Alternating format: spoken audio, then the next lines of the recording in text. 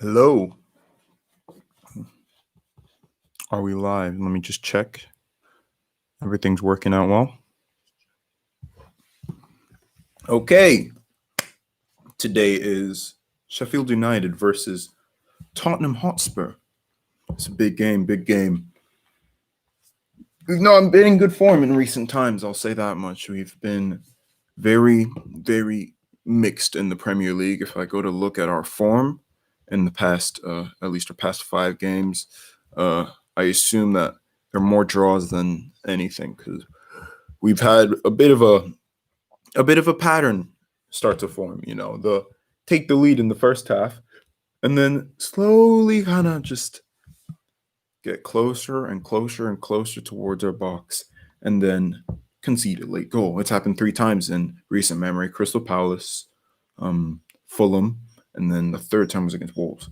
And Wolves are in terrible form, so I think it's a bit of an issue if we're looking at the Premier League. I'm seeing. Oh, yeah, sorry, it's building. Jeez, have you seen this? This is well. I'm looking at the form table, and we in the Premier League we drew to Fulham. Okay, so our only win in 6 games even was against who was it against? It was Leeds, and Leeds are in awful form. And this has affected us in the table. We're now in 6th place. Now, obviously, this season is crazy, and we're only 6 points off the top. So nothing is set in stone yet. We have to be realistic here. If United go and lose to Liverpool and we win this game, then we're closer. We get closer and closer to the top of the Premier League. Now, but I can't have faith in us to close this gap if we keep doing what we're doing.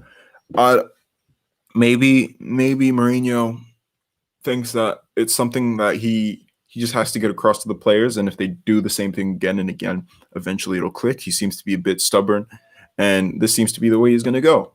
So, and I'm not sure if I'm a fan of it, but we'll have to see how it goes today. Sheffield United are obviously bottom of the league, but I don't think they're the worst team in the league. I think that's a bit misleading. I think they've been unlucky on many occasions, and I think they're better than their league position would have you to believe. I still think they are a team that will get relegated, though, and I do not think that they should get anything from this game. Spurs have no excuse not to get 3 points from this game. Now I'm looking at the lineup, and I'm seeing a back three. So in goal is Hugo Lloris.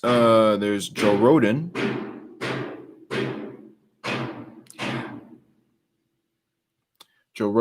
He's making his second start. That's interesting. Still no Alderweireld. I don't know if he's injured or they're just deciding to rest him because his hamstring and he's getting on a bit. So I thought he would have played today because Sanchez played against Fulham, but I guess not. And so it's Rodon, Dyer, and Ben Davis in a back three. Midfielders or wing backs are going to be Reguilon and Aurier. I like that. Give them some offensive freedom, license to attack. Hopefully they attack in the second half as well. But that creates a midfield too of Tongi and Højbjerg, which I don't think we've seen this season. Just the two of them.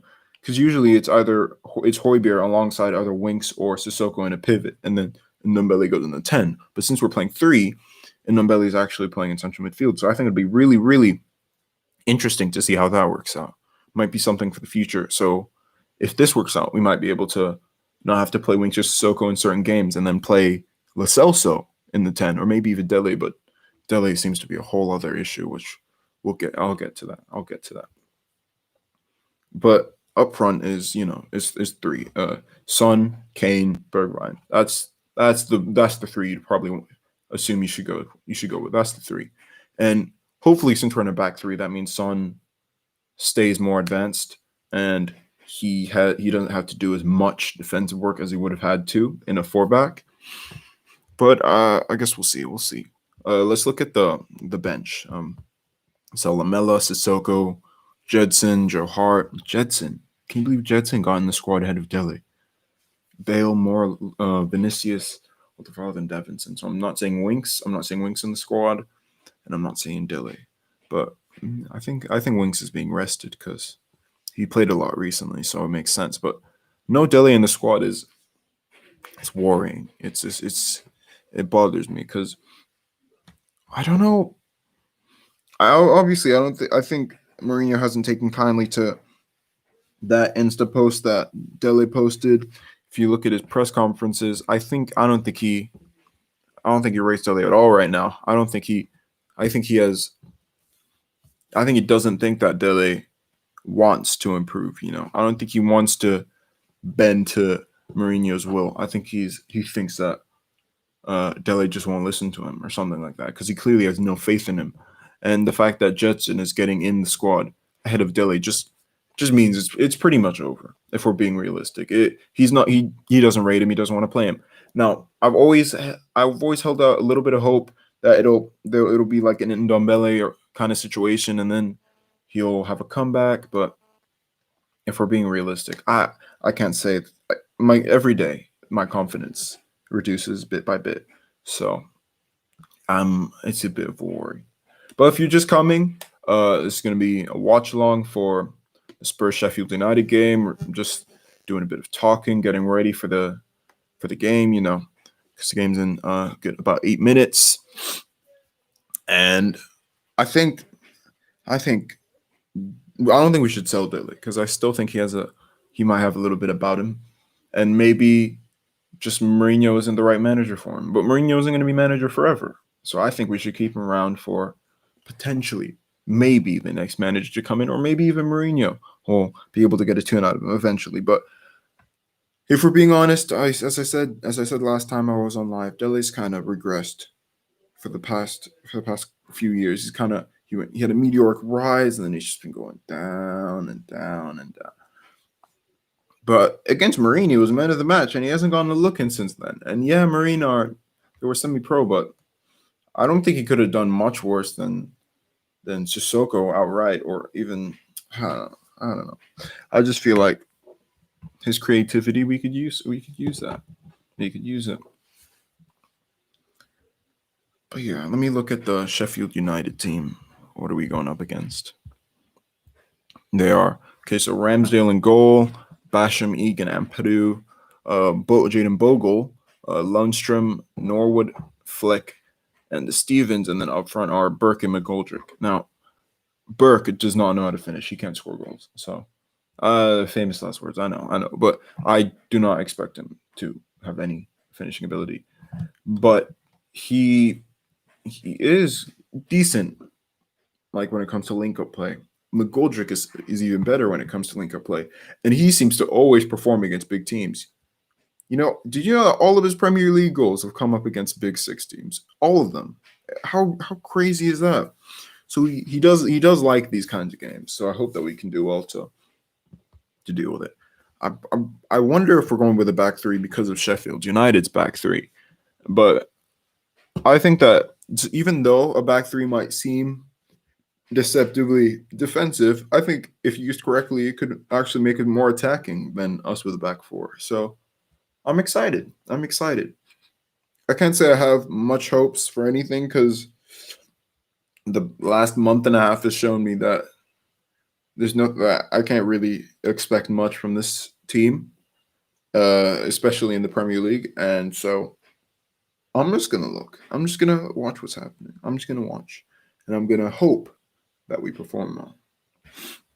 But for all the people that are saying like Jose out already is like first of all you're being a bit ridiculous because we're 6 points off the top, so we can't be saying that. And also we're in a cup final, and it's still in the Europa League. So why would you want to get rid of him? Just hold on, just let him get us some trophies, let him instill that mentality, and then he'll leave eventually. Mourinho isn't going to be manager of this football club forever. It's not going to happen. History has shown that he doesn't usually stay at a club for more than 3 years.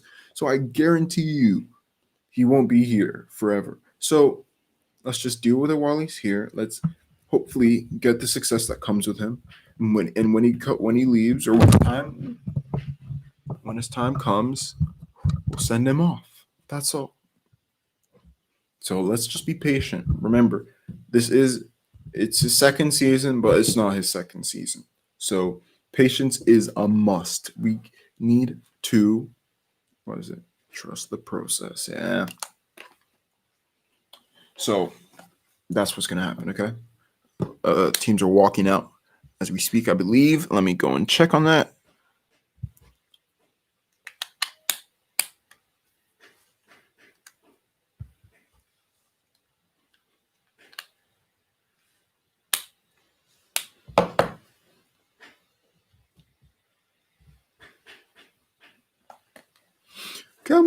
Come on, you Spurs. Mwah. Gotta kiss that kid. Let's go. Okay.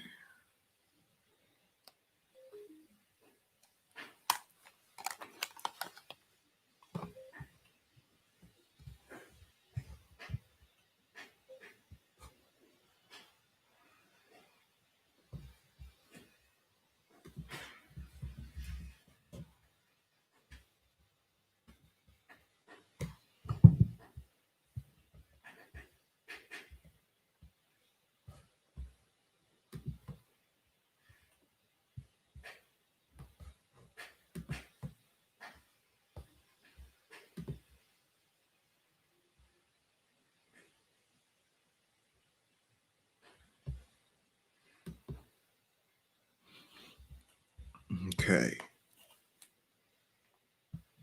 What's gonna happen with Sheffield United? I wonder. What do you think? What do you think? I wonder if Sheffield United could pull off the Great Escape, because all the stats say that they're a better team than their points total suggests. I think they're actually they've just been really really unlucky this year. So I think it's curious. I think it's a curious case, but obviously there's the big game. Forget Sheffield United. Even though the game's about to kick off.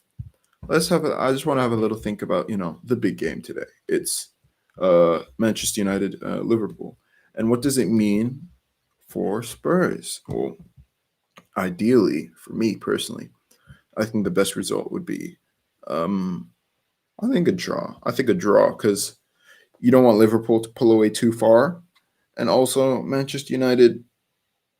I think the confidence that beating Liverpool would give United is dangerous. I think it's worryingly dangerous.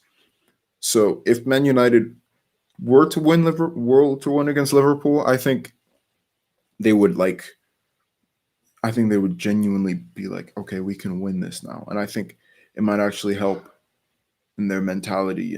I think it might be a turning point for me personally, which obviously I guess is I guess that's a bit obvious. But for me, I still don't have Manchester United as title contenders. I don't think they'll even, to be honest, I see them falling away. I don't see them being title challengers.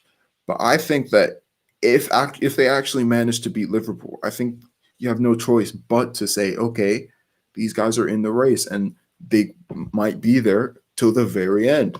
And I think it's interesting. I'm happy that it's not just the same two teams, because that I was starting to get a bit it was starting to get a bit, boring. Back when we even had a title race like this since Leicester, because when Leicester won the league, Spurs could have won it, Arsenal could have won it. They all think they should have won it, and then all the other teams are kind of had sinkers. But when it was Chelsea, it was always really going to be Chelsea the year after, even though Spurs said they put up a good fight, but it was always going to be Chelsea. The year after, same. It was just one team. It was just Man City and friends, and then the 2 years the year after was Man City Liverpool, and then the year after was Liverpool dominance. So usually all those years the top team had such a big gap from, or at least the top couple of teams, they always had such a big gap between them and the rest of the league. But this year everyone is so close, and it makes things so fascinating. It's a problem because it gives everyone hope, but it also makes it so that everyone kind of has to look down at the table whenever they get a bad result, because it's so close. The margin for error now is minuscule, because you lose a game, you could drop 5 places in the table. You win a game, you could go up 5 places in the table. So I think what Spurs have to do now is just maximize on the unpredictability of the league. We have to put a run together. If we can put a run together of wins, we could literally go anywhere. But that also applies in the other direction. If we go in the opposite direction, we could become a Chelsea. But yeah, the game is just about to kick off. They've taken a knee, and come on, you Spurs, come on, let's go. They've kicked off. Sheffield United started with a long ball, easily dealt with. Yeah, it's very much a 5 at the back. It'll be interesting to see the movement, the interchangement of Kane, Son, and Bergwijn in a front three, because usually they tend to be a midfield block behind Harry Kane, but now Kane, Bergwijn, and Son will all tend to be at about the same level. So that'll be interesting to see. Ramsdale's had a bit of a nightmare there, and Son can he capitalize? He plays it to the edge. Shot blocked.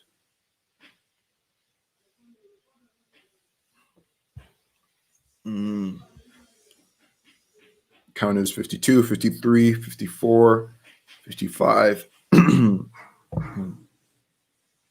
Yeah, Spurs looking to put on some early pressure. Nervous goalkeeping from Ramsdale.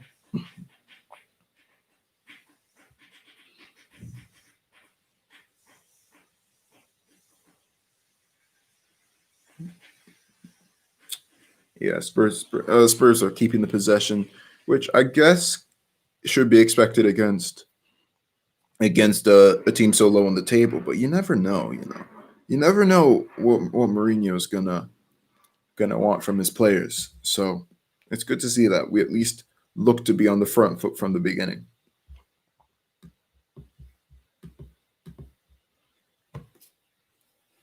I'm wondering. It looks like Joe Rodon is in the middle of the. Wait, no. Jair is definitely in the middle of the back three, but even Davis looks to be pushing up a little bit as well, which is interesting.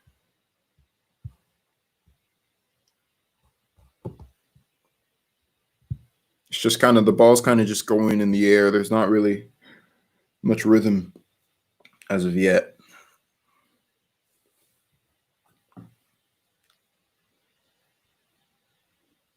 I'm seeing, yeah, it looks like no, because it doesn't look like Kane's sitting deep already, but he's taken too long. He's been dispossessed. Yeah, Kane needs to make sure that he does those lightning quick passes, because that's the best part about his passing, is that the quickness he's able to deliver these passes. That's how you catch out a defense. You take too long, and everyone's already in place. So that's a big part of Mourinho's counter. You have to be quick.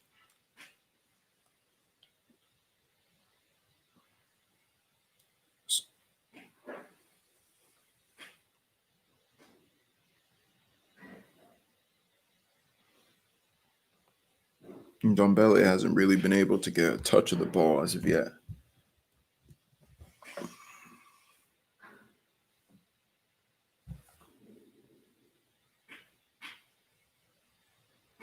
And Lundstrom, I think doesn't he have I think his contract is expiring at the end of the year and he doesn't want to renew. So it'll be interesting to see what club picks him up. I feel like that's a very Newcastle kind of signing. I think Newcastle will probably gamble on him.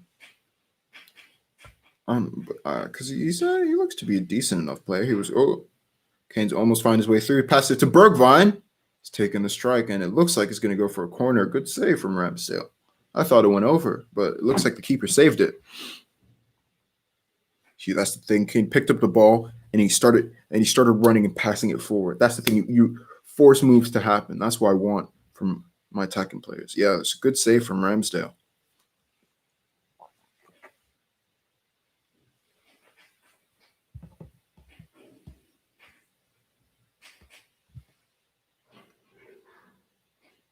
Okay, Son's going to take the corner.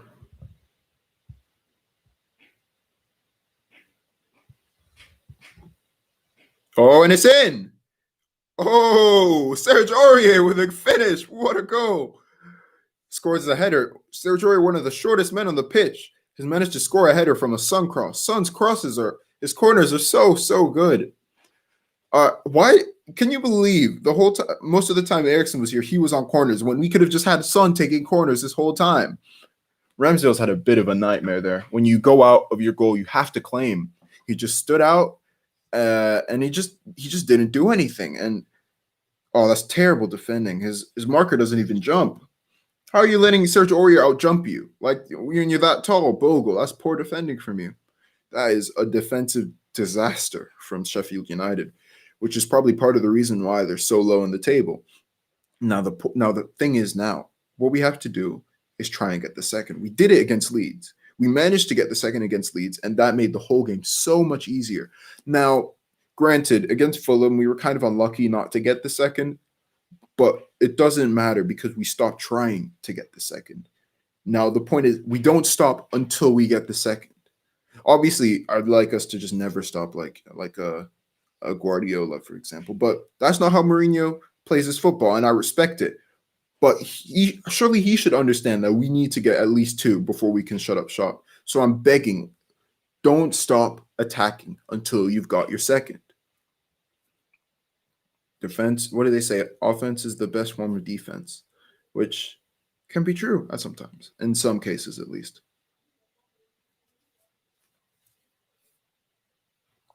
That's a good start. That early goal is going to at least take a bit of the anxiety off of the players now. I hope they can play. See what I'm dealing with?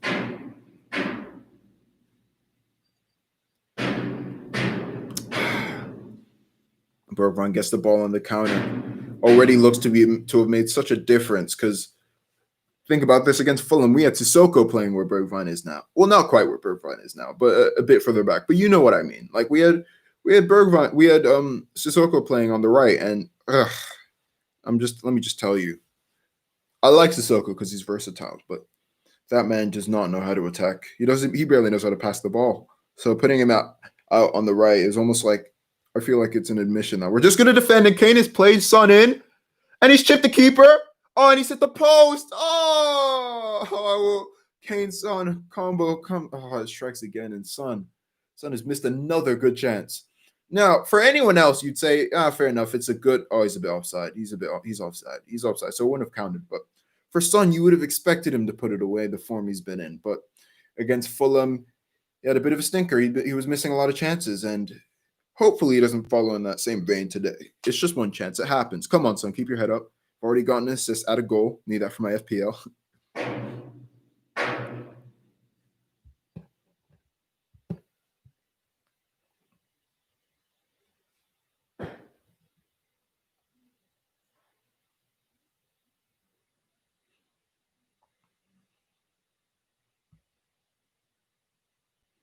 Okay, it looks like we're still trying to make chances after going a goal down, which is good to see. Which is something I would have expected, obviously, considering we've only really played the game for 8 minutes, so it would make no sense to shut up shop now. But we did it against Wolves. Don't forget, we scored in the first minute against Wolves, and from that moment on, we played terrible football.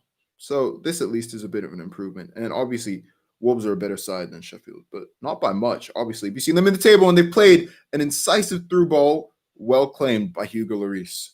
What an underrated keeper, by the way. I'm saying it now. Since the lockdown, no keeper has been better than Hugo Lloris, at least in the Premier League. I can't say for the world because I don't watch every Atletico game, but for the Atletico games I watch, Oblak is ridiculous, and Neuer he's good. I don't think he's as good a shot stopper anymore as Lloris, which I know I might be just talking crazy. I think he's a better goalkeeper, don't get me wrong. But since the lockdown, Hugo Lloris has been incredible. I can't think of any mistakes he's made since then. You could maybe argue that the goal against Crystal Palace was partially his fault, which is harsh but he's kept such a high standard for so long now. Oh, and Sheffield United have gotten the ball in midfield, but we've reclaimed it. That's good defending. Who is that? I don't know who that was, but that was good defending from Bergwijn. Yeah, he's come back and he's drawn a foul. But as I was saying, just watch Hugo Lloris, and you'll realize that he's just been so consistently good. He's been saving everything you expect him to save and things you wouldn't expect him to save. That's how you know you're a top keeper. And I'm very grateful. Captain, leader, legend, but he's getting old, so we will have to look at a long-term replacement. Hopefully not for long though. Buffon's like 40, right? And hey, see Sheffield United. Well, I've noticed that they've been picking up the ball from our midfield, and they're gonna have a strike. It's been blocked, and it's gonna go out for a corner. We've been very suspect in midfield by giving the ball away. That's Hoiberg just been dispossessed. Now Sheffield United they're not playing easy. I'll tell you that much. They're going to go in for a tackle. So you have to be aware. Don't hang on to the ball for too long. And I've seen that a couple of times now from us, especially in midfield, which is a dangerous place to lose the ball.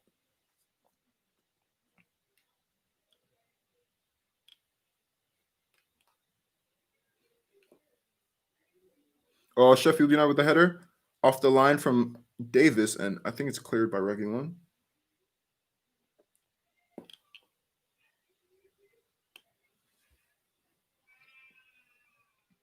Sheffield United are not out of this game, and we cannot treat them like they are.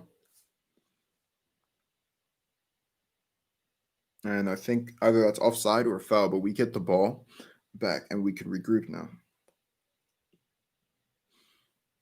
Yeah, it's a chance from Basham. Basham, he gets a good header of it. I don't think it's on target, but it would have gone to McGoldrick. So Davis has done well to deal with the header. Yeah, it would have been an open goal for McGoldrick.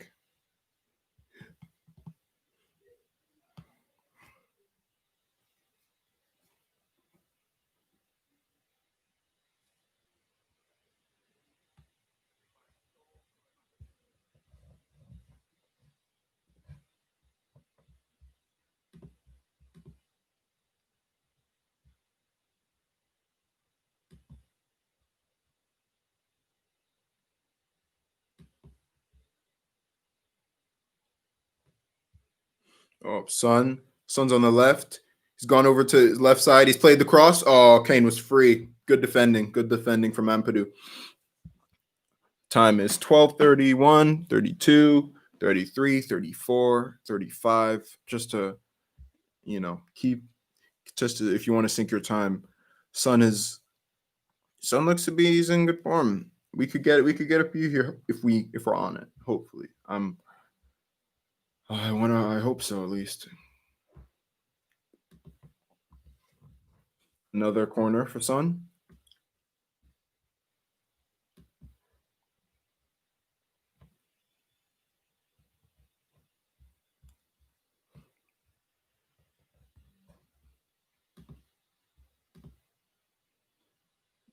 It's a lot of wrestling going on in the box as usual. Son plays it again near post, and doesn't Sheffield United clear. But it looks like okay, we've got the ball. We've got the ball. Reguilon is fouled. Okay, that is good defending from Reguilon.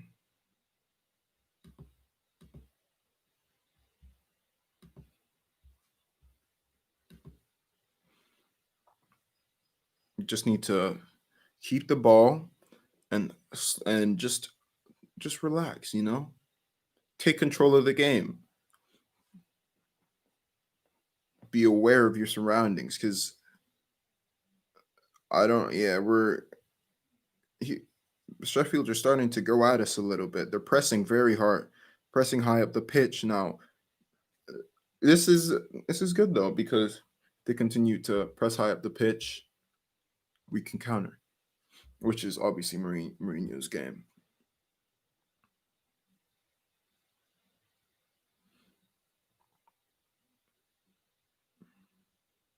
Dembele is playing a bit deeper now. That might be his long term role.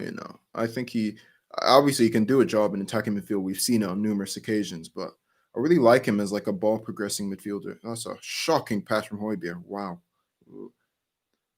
plays it right off the pitch. Yeah, he just blasted the ball off the pitch when a man's like right next to him. But okay, maybe the ball. I think the ball was broken. I think the ball was broken. Yeah, the ball must have popped or something, because he just kicked it out and we've gotten the ball back from them. They've given it back. So I assume that the ball must have been deflated or something. Kane's holding his, well, it looks like his right ankle, which does not bode well. I'll tell you that much. But he always holds it, so hopefully he's fine. Hopefully he's fine. Yeah, he's fine. He's fine. It's just his toe. It's not. He's not. It's just his toe.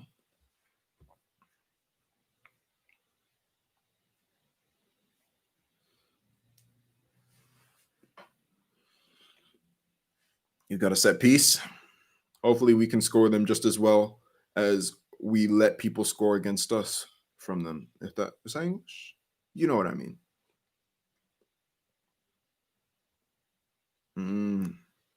Højbjerg seems that he thinks that he won that ball, but it's offside. Doesn't matter.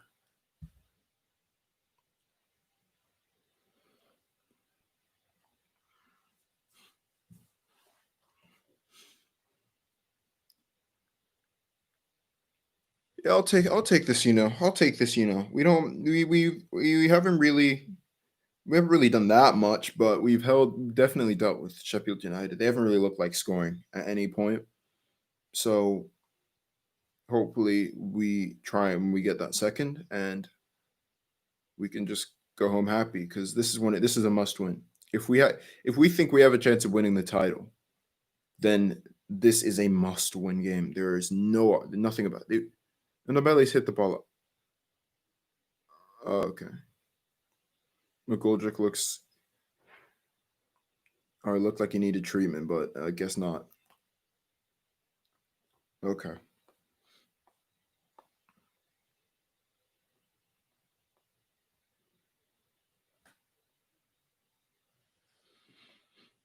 When it comes to first halves, we're probably one of the best teams in the league. But when it comes to second halves, ooh, I don't even want to think about it. I doubt we're top 10.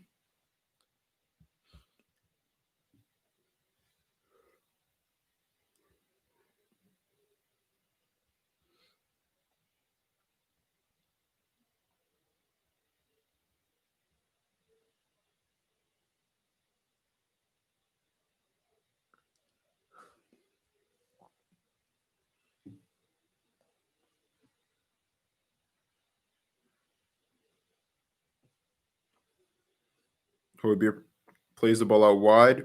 Reguilon, there's an opportunity for 1-2 if he's on for it, but nah, he took too long. Took way too long. Bergwijn could recover, but no. That's good. Højbjerg's missed a header. Højbjerg's been a bit off it, if you ask me today, but it's only 18 minutes. He can get back into the groove. He's been so good all season. I can't expect him to have a stormer every single game.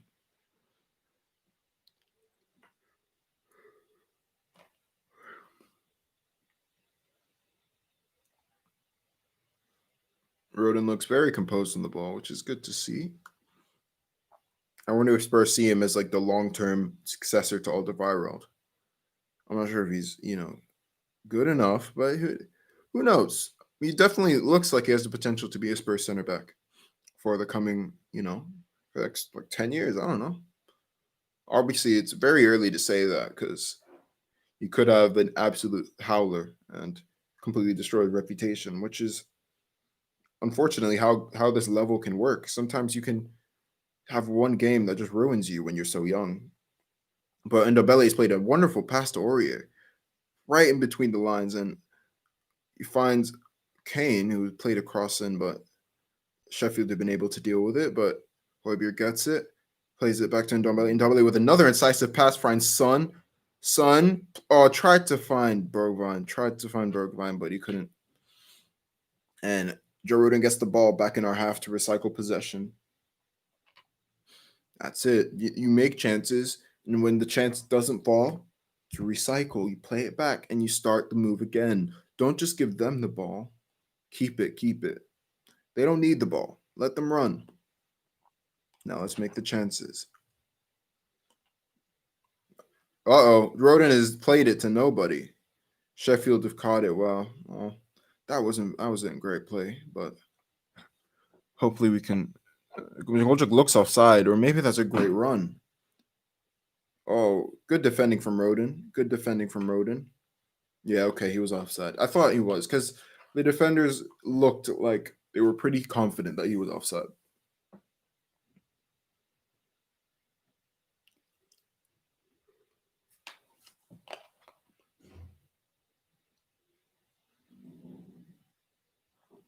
Ben Davis tries to find an incisive pass to Son. Son seems to be the main outlet for this game, as he is for most games. So there's no real shock there. But it looks like in this front three, Son just has license to just run anywhere.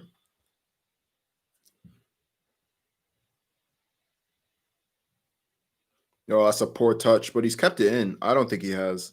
Yeah, no, that's a goal kick.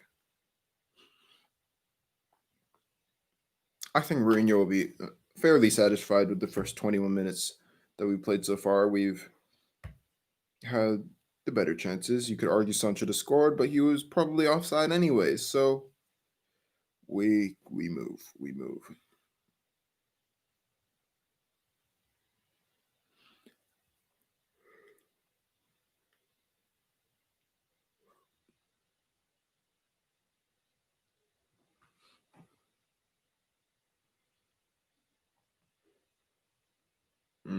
They played it. Sheffield United run down the left hand side. Players running into the box. He's tried to run. He's run past his man. He's got past Roden and he's played it to his man on the edge of the box. And no one has shocked him some ball. And now we can counter. Son running. Son on his right. Bergman on his right as well. And he's been fouled. Cynical. It's a yellow.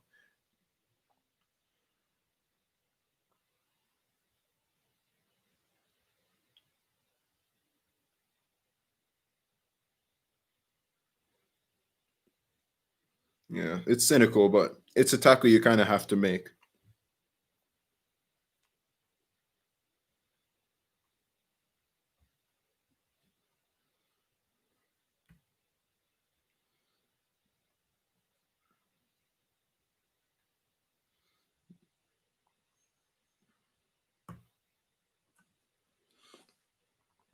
Son probably going to play in this set piece. Can he find a man? Dyer's played it across, but it's been dealt with quite easily. And it looks like it's going to be a corner.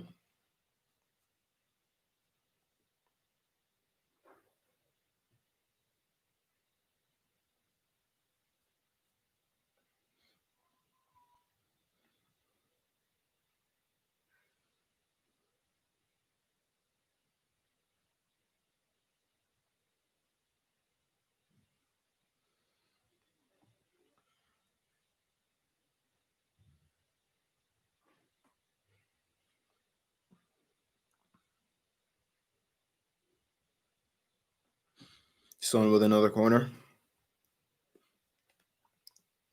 Plays it to the far post. Tries to find Son. Ramsdale has dealt with it. And Højbjerg is going to let it roll out. He's going to throw it back in.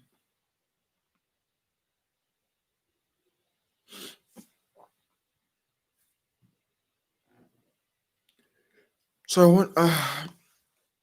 I'm just gonna. I'm gonna ask what your intentions are for Spurs. Like, what do you think Spurs are gonna achieve this year? You know, what do you think? Do you think they can win the Europa League? Do you think they can win the league? Do you think they can win the League Cup? Do you think they can't win anything and they'll finish mid-table and Mourinho get sacked? Let me know. I'm curious. But this game has been fairly comfortable, but so have the first halves in most of the games. Against Fulham in the first half, we looked very comfortable, and we know how that game turned out.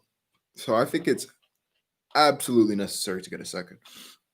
I think it's non-negotiable, but hopefully we'll get there. We'll get there.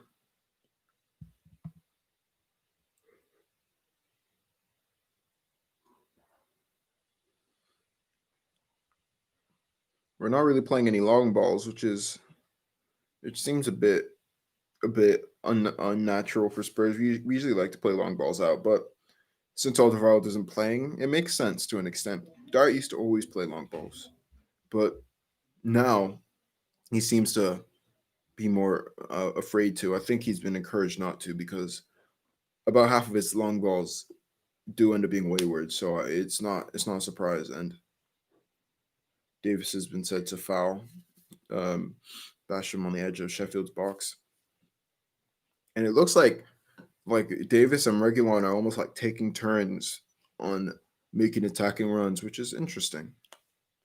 It's almost kind of like Sheffield United's their overlapping center backs kind of thing.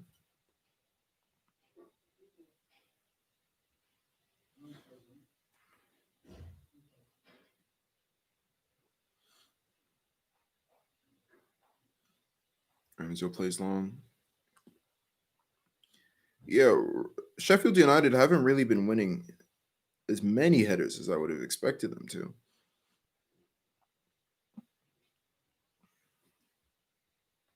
Hope Son gets a goal today just for his confidence because after a game like Fulham and is missing the first chance today, one might worry that his confidence might start to drop and the pass was too late. That's what I'm saying. Højbjerg he has not had a great game today.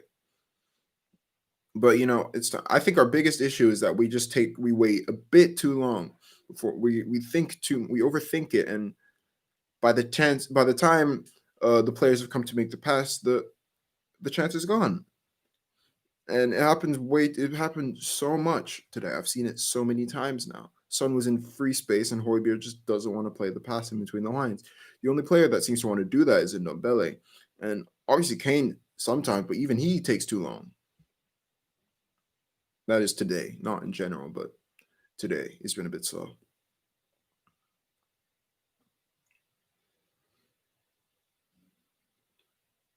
Kane finds Ndombele in space, plays it to Højbjerg, and Højbjerg looked like he was going to shoot, and he's taking a bit too long to pass to Aurier. He's just thinking. See, Ndombele does it first time. First time. Yeah, it didn't really work out, but you have to take advantage of when the space is around. That's what I like about Ndombele. He doesn't take too long. Son, he's tried to find a pass to do a 1-2, but he just hasn't found anyone. But he's almost won the ball back. And McGoldrick is running down the channel.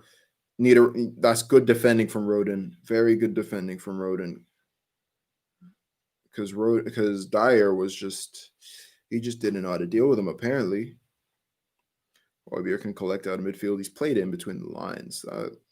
We need more of that. But he's just giving the ball away easily now. Sheffield we're just backing off. We're backing off of him. Yeah. Lloris deals with the shot easily, but we've just been backing off of it of their players. I don't know what the defending's been about.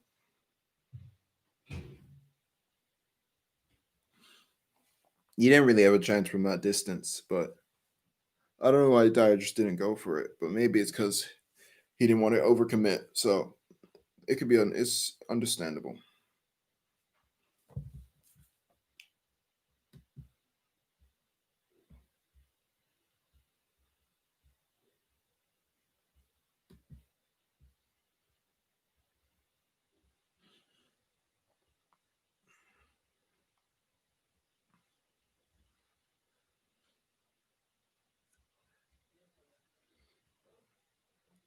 Mm.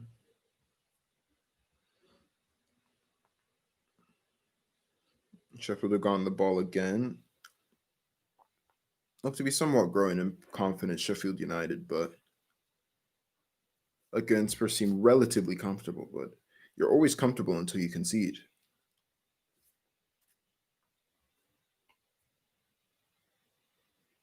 And it's a free kick. I'm going to get a drink. Give me a second.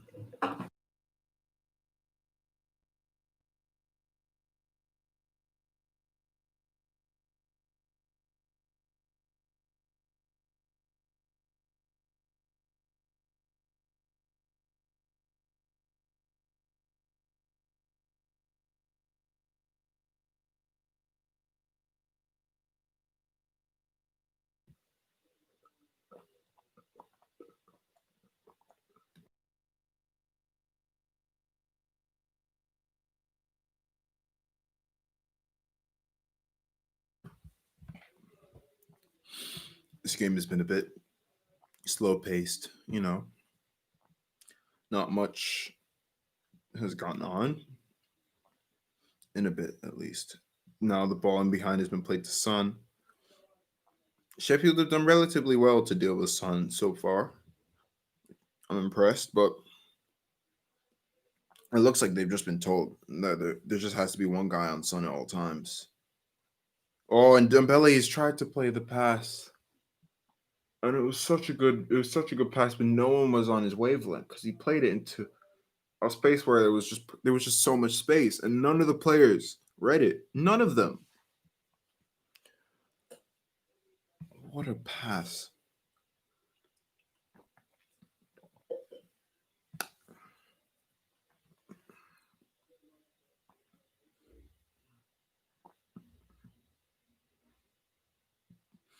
And Dembele, as always, is looking like our best creative outlet as of right now.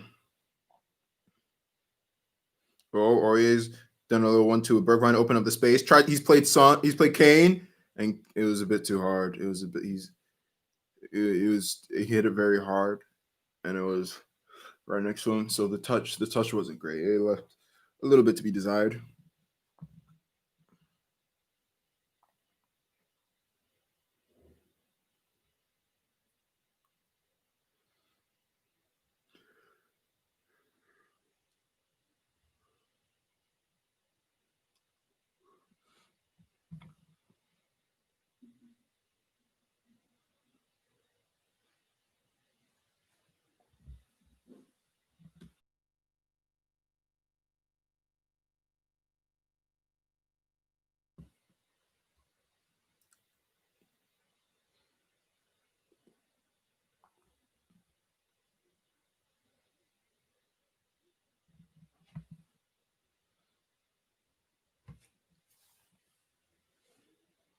So the thing I'm gonna think about. let's look at the league table.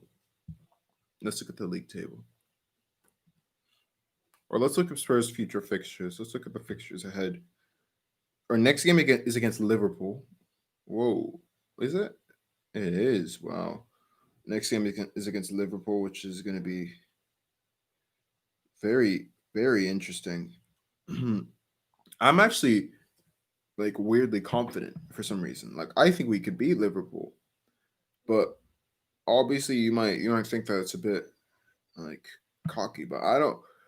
I have a feeling that the players will have a bit of a point to prove after the last time we played Liverpool. I feel like they'll feel like they deserved a bit more, and I think that they'll go for it. Sheffield United played Burke into the box, and whoa, he played a really good pass, but no one was there. It was right. It was right in front of Jaden Bogle, but he was free. There was no one marking him. They had a real chance there. Ugh, Lloris has had an absolute mare with the distribution. I bigged him up so much, but it's the one thing. It's the one flaw that Hugo Lloris has. It's his distribution. It's not that great. His long passing is not. It's not quite there. Not the best on the ball, which all the best goalkeepers kind of have to be nowadays.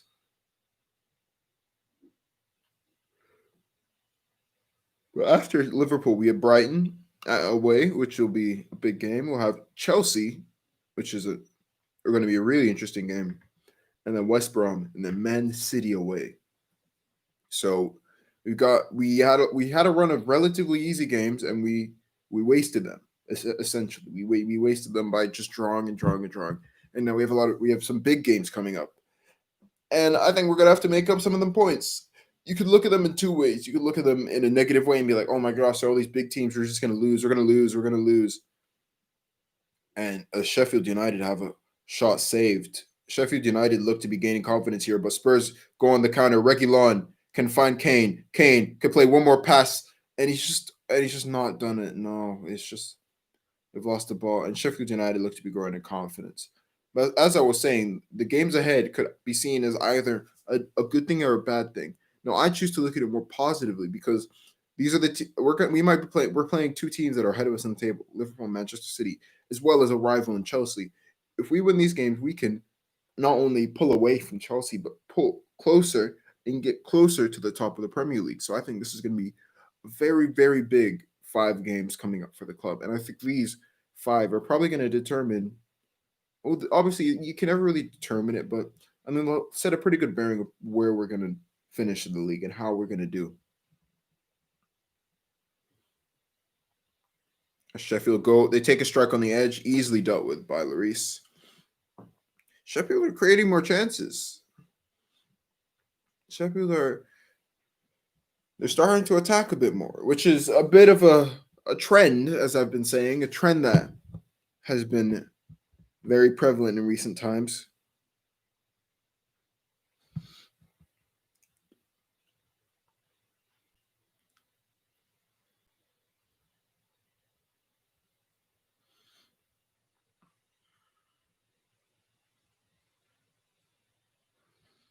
Spurs are passing the ball around the back here. Sheffield have had 6 attempts to Spurs 5. Both of us have had 2. Both teams have had 2 on target. So it seemed pretty level. But to be fair, the shots that Sheffield United have had on target haven't really been, real chances. They've all been like shots from distance. So take from that what you will.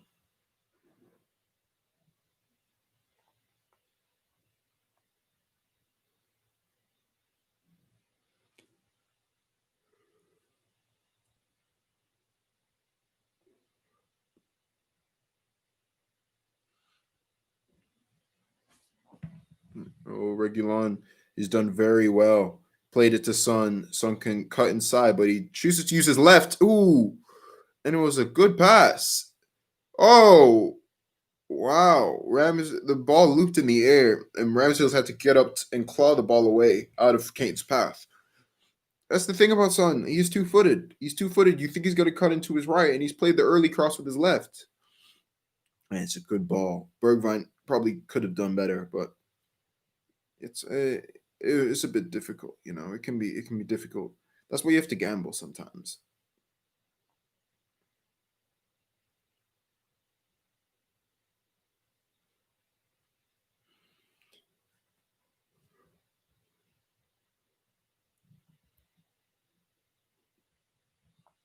Bergwijn's been fouled.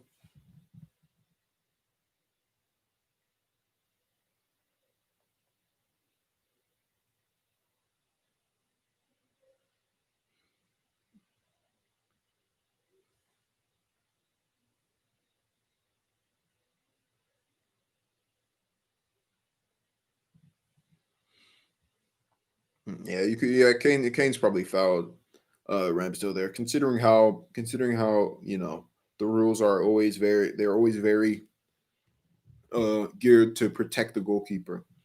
The fact that Kane is kind of like leaned on him, you could argue that it was a foul. So if he had managed the ball, if he had managed to get the ball and score, I wonder whether it would have counted.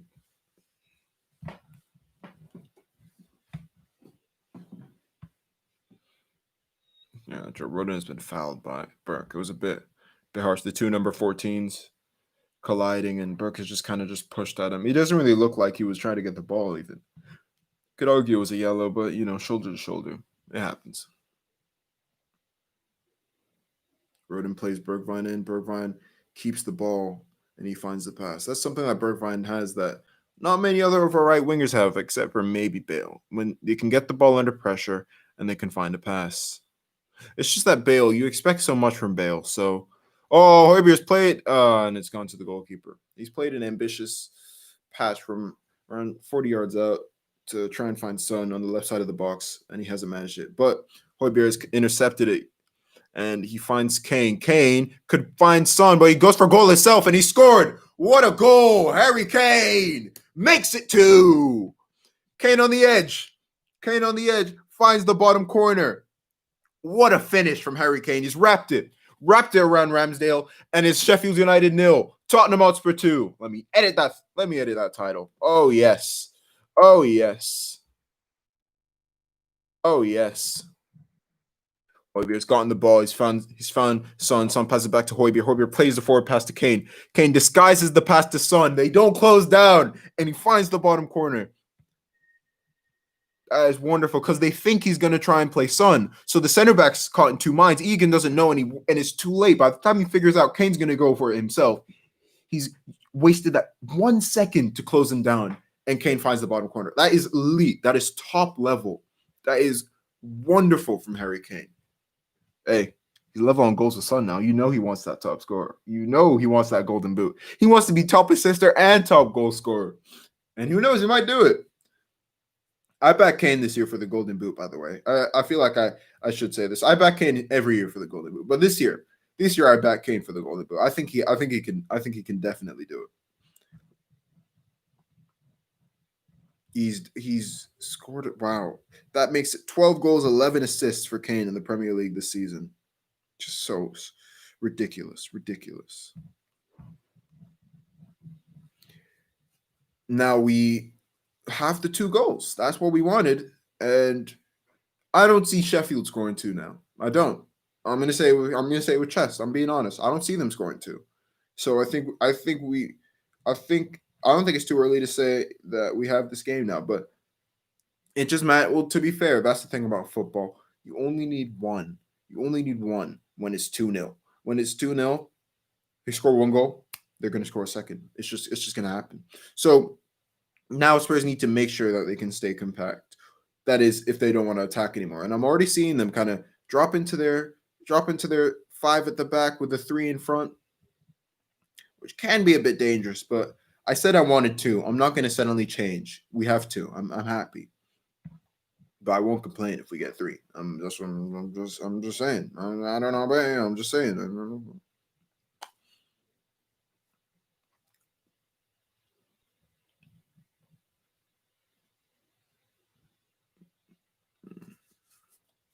And Sheffield were kind of getting into the game, so we've actually gotten the second. So thank the Lord, man. If only we could have managed this against like Fulham, man. But we move. We've gotten that second goal, which we so desperately needed.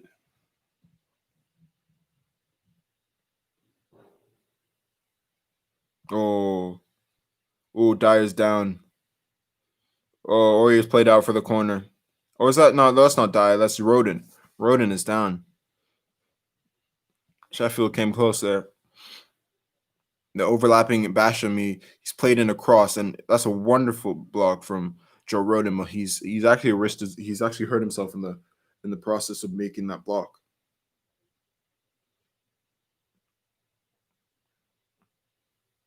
Oh, it's the way he's landed on his left.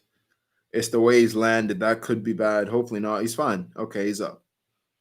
They're taking the corner, and it's been dealt with. But Sheffield find the ball, and they've played it in again. They've changed the angle. That's good defending from Kane. We could counter now if we actually manage to get the ball, which we don't.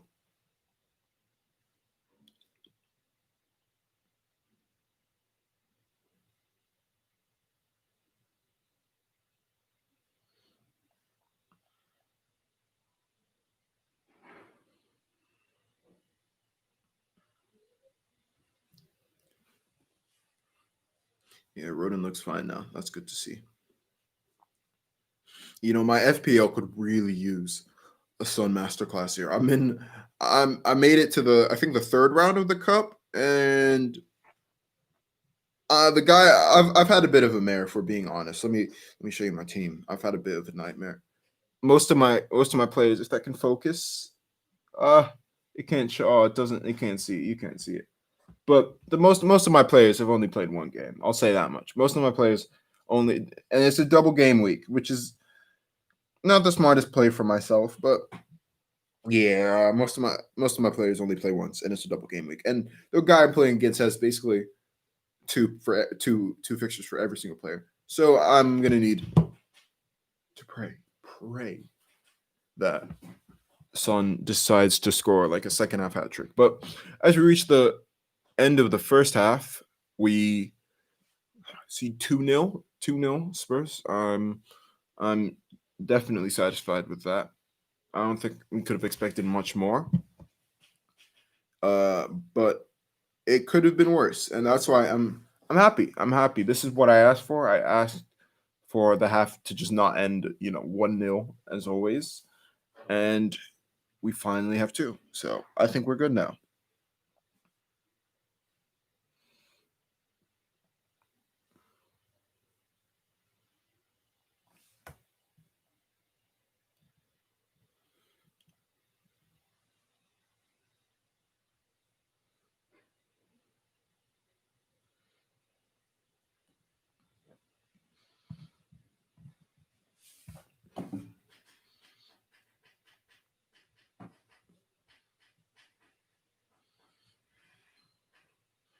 Sheffield United they haven't been great defensively, but they pass the ball around well, if that makes sense. They don't really make the bad. Oh, they as I keep talking, they've made a good reverse pass, but they don't really make great chances, if that makes sense. They can keep the ball well. They look good sometimes when they're attacking, but rarely do I see them make like really, really good opportunities, at least in recent times. And I know their strikers kind of cost them a lot last season because they had a lot of really good chances last season. But this season, I feel like they haven't really been making as many. And defensively, they've gone off a cliff. Their defending has been so. I remember we played Sheffield at home last season and they beat us 3-1. They were a completely different team back then, completely different side. And see the levels they've dropped to is it's sad, to be honest. It's sad to see. And I don't think I see them. I don't think I see them staying in this league. I said it before we kicked off. And from what I've seen now, I don't think they have enough. I don't. But you know what? Let me look at I made Premier League predictions at the beginning of the season. And let me look at them. Let me look at them. Because they might look a bit ridiculous now, but you know how it is at the beginning of the year. Premier League predictions. Yeah, let me open up. Okay. First of all, I said Man City would win the league. That looks like a pretty good. It looks like a pretty good prediction now. I think personally, it's halftime. Sheffield United 0, Tottenham 2. First of all, good corner. Son whips in a corner, or your heads it in at the near post. Pretty suspect defending, not gonna lie. Second goal, Højbjerg to Kane. Kane runs into the edge of the box. Son makes a run. The defender, Egan's caught in two minds. Kane wraps it from the edge of the box into the bottom corner. Classic Harry Kane goal. Spurs are in control.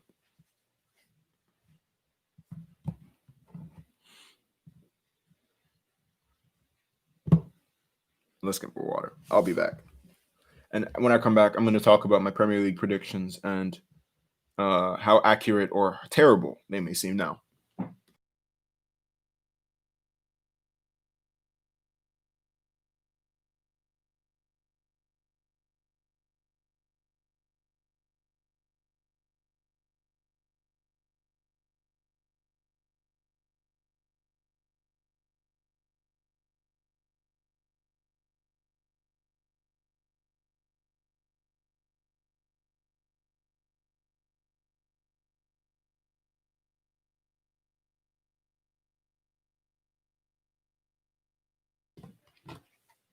Okay, so as I said earlier, for my Premier League predictions, I had Man City to win the league.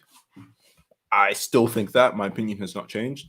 My opinion might have changed at one point and changed back, but as of now, I still fully believe that Manchester City are in pole position to win the league, which I don't think is an incredible statement. I don't think that's crazy, but that's why I thought. I wrote this before any games have been played. I had Liverpool second.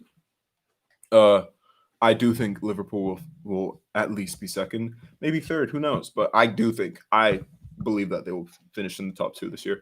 And in third, I had Chelsea. That looks a bit ridiculous now, but I don't think anyone predicted both Kai Havertz and Timo Werner to be as bad as they were. That's a whole other thing. Let me talk about Timo Werner for a second, right? I think if Timo Werner went to Liverpool, he'd be better than probably Jota. I think Werner would have been ridiculous at Liverpool. I think I almost feel bad for him because Chelsea has not worked out yet. Yet, that's the key word. The thing, everyone's very, very quick to forget Werner was one of the best. He's been one of the best strikers in Europe for the past like 3 or 4 years now. I know he played in the Bundesliga, but Bundesliga is the top league. As Robert Lewandowski, he's probably the best striker in the world, and he put up numbers that were close to Lewandowski in the Bundesliga. So I still believe he'll come good. I think it's been difficult. I think Chelsea have not played well recently. I don't really rate Chelsea. But no one can deny Timo Werner has been absolutely dreadful. That's recent. I read something that he's missed like 10 out of his last 11 big chances for Chelsea, which sounds hard to believe, but when you watch him, yeah, obviously he misses a sitter like every single game. It's ridiculous. Now, I think it's a confidence thing. I do think he has absolutely zero confidence. I think he gets into the box and he thinks for just a bit too long. Because when you miss a chance, and you miss chances and you miss chances and you miss chances, every time you miss a chance, a seed of doubt grows inside of your head, right? And whenever you get into a chance again, you start to think for just a second longer, and you go, "Oh, what if I miss? Oh, I have to do it like this. Oh, let me do it like this, or should I do it like this? Should I side foot? Should I smash it? Should I lace it?" And these different things hitting in your head, even though they happen in like a split second, that 1 second can be enough to take you out of it. They can just be 1 second that messes you up. And when you're caught in between minds, when you're through on goal, that is the absolute worst mindset you can be in, because you will miss chances. Now, he needs what Werner needs now is just he needs some luck. He needs some luck to come his way. He needs either maybe he can hit a shot and there's a bad deflection and it goes in, or he has an open goal, which I know sometimes he has issues scoring, but he just needs a bit of luck to come his way, and he just needs to get that goal. And I feel like, and I know people say he scored against Morecambe. Morecambe isn't enough. He needs a goal in like the Premier League. And I think if you just manage to just, get a little bit of luck to come his way, maybe a bit of a deflection or something, I think he could start firing, because he gets chances, and that's good for a striker to get chances. Now, if he keeps getting chances, he could become a very, very good striker. Now, I've gone on a bit of a tangent there, but let me continue. I had Chelsea to finish third. I don't think that's going to happen anymore. I think that's wrong. I have Spurs to finish fourth. Now, there's a lot of noise. Sorry. I think Spurs are good enough to finish top two at least. Personally, I do. I don't think we will. Don't get me wrong. I don't think there's any way we will. But I think Liverpool, with all their injuries, and I don't think Manchester United are better than us. I don't think they are. I don't think they're better than us. So I think we could finish top two. But obviously, from what you've seen in recent times, we haven't shown that we're good enough to finish in top two. So fourth seems accurate-ish, hopefully, because Leicester are doing very, very well. Do not forget, Leicester are doing very, very well. So they could sneak into the Champions League. I wouldn't be surprised. It can definitely happen. And Everton are doing very well as well. So Spurs would do well to even get into the top four, let alone aim higher. So my prediction doesn't seem crazy. I don't think it's ridiculous. Now, fifth, I had Manchester United, which might seem crazy now, but I wouldn't be surprised if it happens by the end of the season. I think they might scrape. They might get champions. Not scrape. I think they'll probably get Champions League. I think the top four will be City, United, Liverpool, and Spurs. And might be a bit of bias for me as a Spurs fan, but from what I've seen, I think that will be the top four. But I wouldn't be surprised if Man United miss out. I know that sounds crazy because of where they are now, but as I've been saying, the league is so close. It's so close, and bad form. You hit bad form, you're out of it.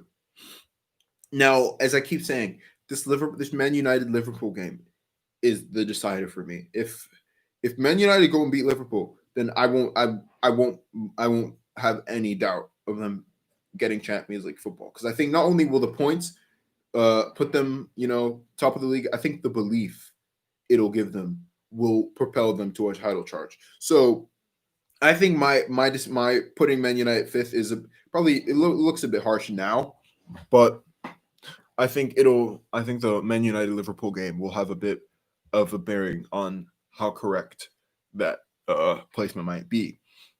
Now, I had Arsenal to finish sixth, which just is not going to happen. I will not happen. I'm telling you now. You want me to tell you why? Because the top five teams I've already placed are going to finish. They're going to finish above Arsenal. Uh, Everton are going to finish above Arsenal.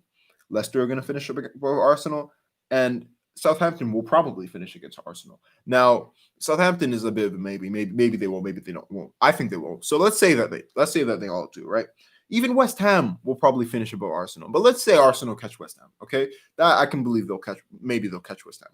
Okay, so that's the top. There's five, and then six, seven, and then eight. Right. So that's Arsenal finishing ninth. Now, I think Arsenal finishing ninth would be. I think that's generous right now to say that Arsenal will finish ninth. I know that sounds crazy, but the way I watch Arsenal, I just think they're. Mm-mm. NGE. Now, obviously, I know a run is all you need in this league to pull up, and Arsenal might even be in a European challenge. They might be in the race for a European football by come the end of the season. But from what I've seen, Arsenal will do well to finish top half this season.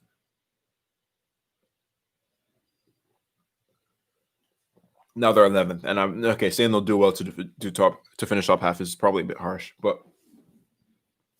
I don't see them finishing higher than eighth, in my opinion. I think ninth. I'd be surprised if they finished anywhere above ninth. But okay, but when you had ours, when I made this list, Arsenal just won the FA Cup and the Community Shield.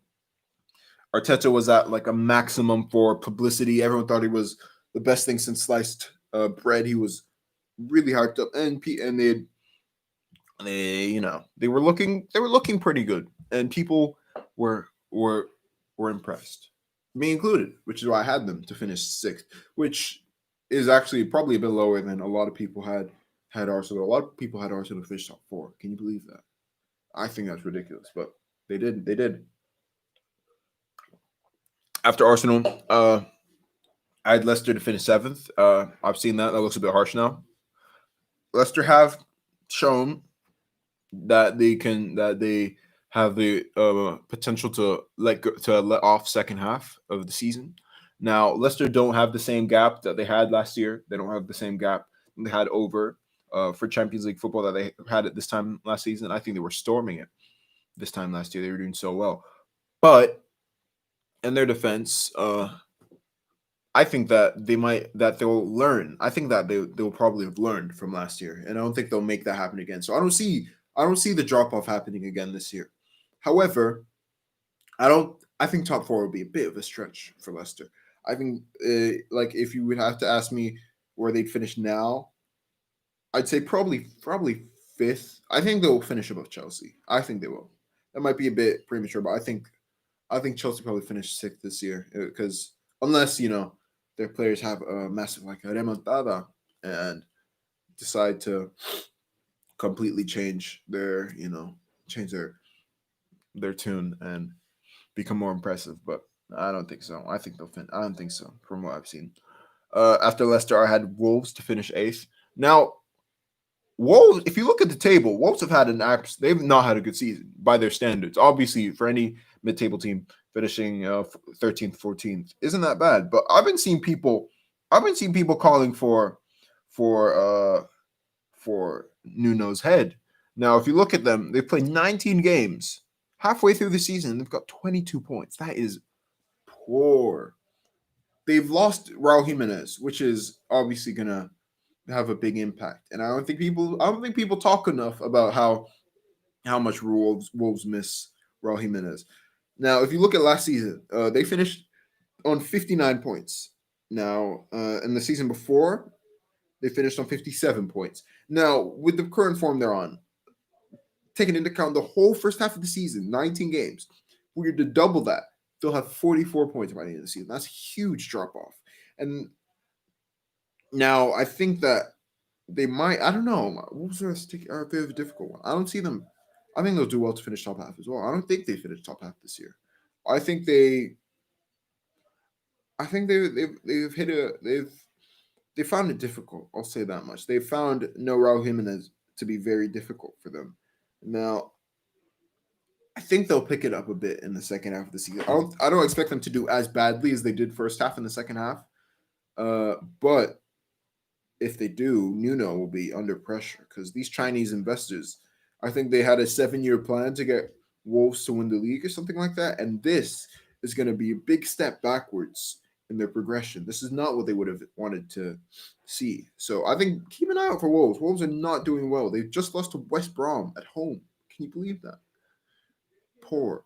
But a team that have not been doing poor, Everton. Everton, or who I had to finish ninth, and they look to have made me look a fool, really, because they're doing far better than I thought. And yeah, they've been really impressive. Um,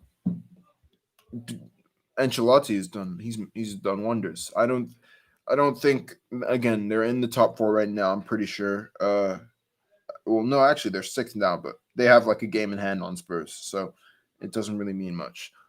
But I think that uh Everton will. I think they'll probably finish, in around fifth, sixth, maybe yeah, maybe seventh, because probably Chelsea will finish above them. But Everton they've made strides. They've made steps in the right direction. They're doing well, and I'm impressed because they had a run. In the beginning, they looked like world beaters, and then they had a period where they were losing a lot of games, and people were like, "Oh, they've reverted back to the norm." But they've found form again, and I think that's impressive because that's where you see where they bounce if they bounce back again. So that shows that they actually mean business. But now the second half is about to begin. I might go over the rest of my team at some point throughout the match, but the match is about to kick off the second half in Ndombele to take the kickoff, and let's hope to see more of the same, not just sitting back for the second half.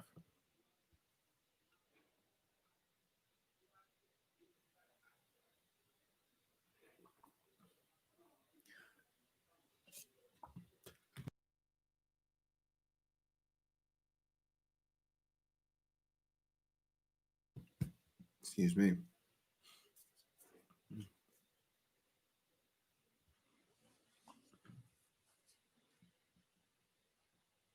Spurs don't seem to be pressing very high. Maybe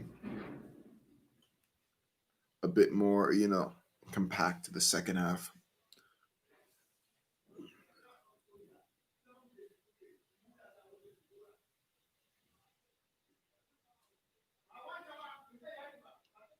Wolbier finds Indabelli, who tries to play the first time difficult pass to Son, which I want to. Even though it didn't work out, I'm glad he did it. That's why I want to see more of that. First time incisive passing, try it. That's how you catch defenses out. Now, McGoldrick has just played across, which has gone out, but I like that from Ndombele. Ndombele seems to be one of the few players in the team who wants to, who risks losing the ball to make a chance. No, I'm hearing a lot of Ericsson rumors. I don't personally. I'd be surprised if it happened, but I would take it. I know Ericsson had a bad he had a bad end of the year, but let's just say he had a bad, at Inter he's been tragic. It's just been awful for him. And if we're being honest, the last year for him at Spurs wasn't great either. But let's just say I I have faith. I have faith in my guy. My guy. I have faith. And I believe that if he was to come back, he might do wonders. Maybe. I don't know. Probably not. But what is football without hope? I have to be optimistic. I believe, I wanna see my players do well. I want to see my one of my favorite players of all time. I'd like to see him come back. Do I think he's finished? I'm kind of worried that he might be, but he'd be good to have on the right side because he played on the right under Pochettino. He can definitely do it, and he could bring something different, a bit of creativity on the right side. Obviously, Bergwijn seems to be somewhat offering that, but Bergwijn's is still a bit raw. He just needs a bit more. But he's been decent today. He's been able to draw fouls and keep the ball better than most of our other right wingers. I would have liked to see Bale play though. Sheffield United seem to be running down the wing. Roden doesn't really deal with it. McGoldrick on the edge finds Bogle, and no one really wants to take a shot. Yeah, so now Spurs have found time to sit back. But Sheffield have played it well. They've played it well. Sheffield are playing very well. They've played that nicely, but Spurs have blocked it. But yeah, Sheffield United are passing the ball around. They're doing very well. McGoldrick has gone from distance, and I don't think he should have done that. He's killed the play. But oh wow, Lloris actually saved it. It looked like it was going over, but Lloris apparently has saved it, and it's going to go out for a corner.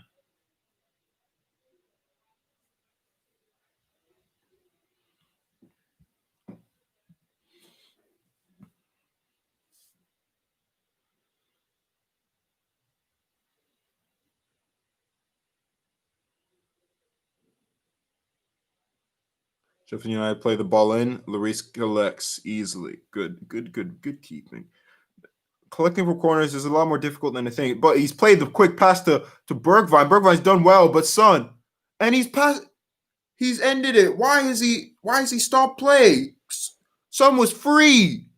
Are you serious? Son was free. Why didn't you play advantage? What are you doing? What are you doing? Son would have been one-on-one. Why have you stopped the play? Oh my gosh, Bergwijn's been fouled, and Son picks up the ball, and he would have been through on goal, but he stopped. But the ref has stopped it for some reason. I have no idea why. But whoa, Kane's had a strike with his left, and it's a corner. Kane just had a pop on his left.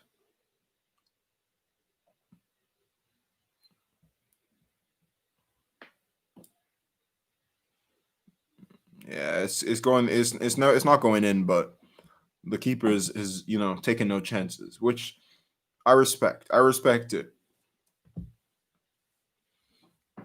It's going to be a corner. Hopefully, Son can play in another good cross for yet another header. That would be nice. I'd like to see that. Son seems to be a very, very good corner taker.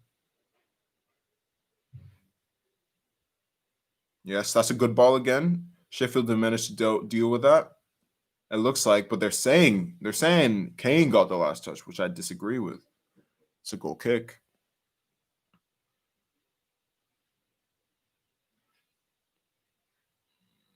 I can't tell. So many bodies in there. Oh yeah, it's definitely off Egan last. It's definitely off Egan last. Corner though. I mean goal kick though. So it doesn't really matter what I think because the ref has judged it to be a goal kick. Spurs have collected the ball though, and Reguilon could find grass on the and he's gambled a bit too far. He kind of overestimated his speed a little bit there.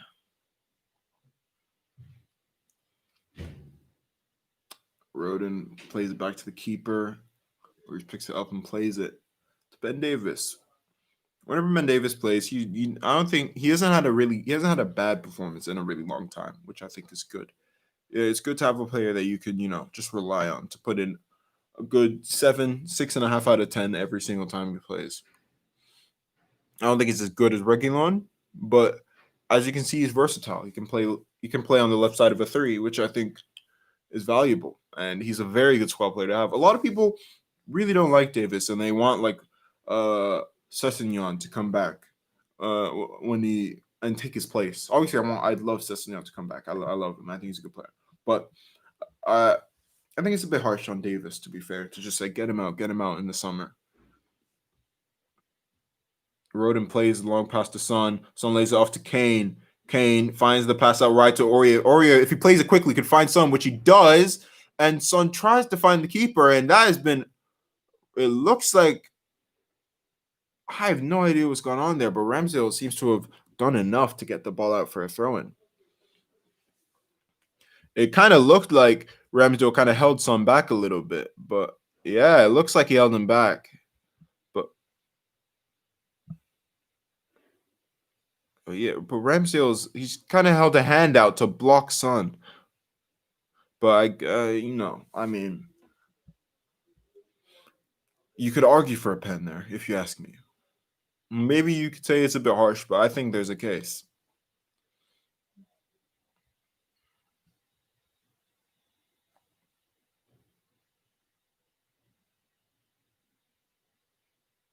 Lundstrom runs through the middle, no one really making a tackle, and he's played it across to the left side to find Egan. Egan plays it 1-2. Egan gets the ball again, and Aurier's done well defensively. Oh, that's good. Ndombele, and it's a corner for wow. Sheffield United putting on a little bit more pressure. A little bit more pressure. Can Spurs weather the storm and may possibly counter to get a third, or will Sheffield score and make it a game? I hope not. Let me go through my Premier League table again. So I stopped at Everton, I think. I had Everton to finish ninth. Uh, oh, wait, but Spurs could counter. No. Mm-mm. In 10th place, I had Leeds.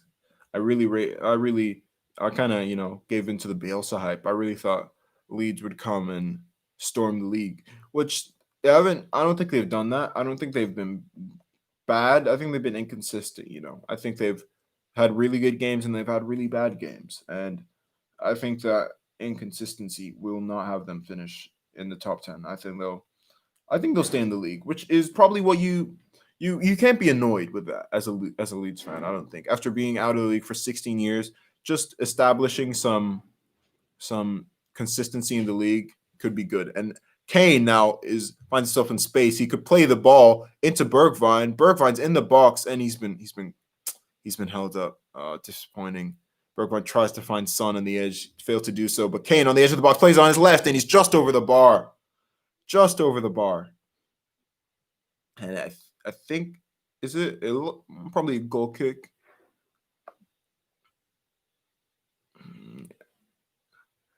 Not much Bergwijn could have done there, but I feel like it's a bit disappointing.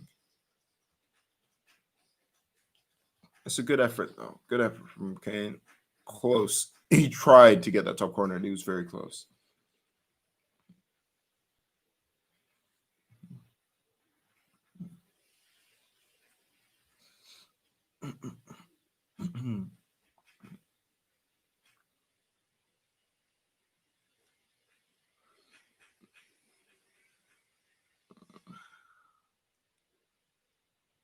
Sheffield United press forward. There's a lot of space on the left side. Aurier just doesn't seem to have his man there, but he goes out wide to try and track in the Stevens. He's closed down the space. And Ndombele, or is that Aurier? No, it's Ndombele. Ndombele is got the ball out for a throw in. They whipped in across. Davis deals with it, and now we can counter, hopefully. Kane plays along, and no one's there. He's very obviously hoped. He's gambled on Son being out on the right-hand side, but no, he was on the left.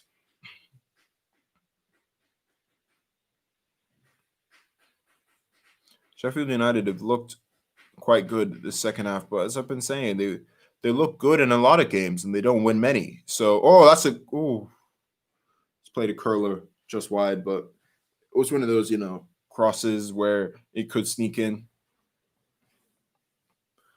But yeah, Sheffield, I don't know. I don't know how to feel about Sheffield United because they always look kind of decent. They look like okay, they're a pretty good team. Like you watch them and you won't think this team is terrible. This team is bottom of the league by 10 points. But I mean, does the table lie? That's the question. I don't think it does. They're how far off they how far are they? Okay, so they're 6 points off second place, and West Brom have a game in hand. They're 6 points off of second bottom and 7 points off Fulham, who have 2 games in hand. Yeah, they're 11 points off safety right now, and they've played 2 games more than Burnley and 17. So they're bottom, and they're bottom by a distance. And do they look like that? Not really. Not really.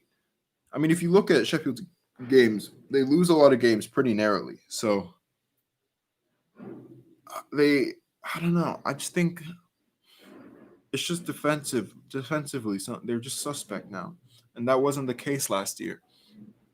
Obviously, your attack has gotten even worse, but that might just be a bit of a confidence thing because when you lose games and you get used to losing, it's a very, very, very dangerous game to play.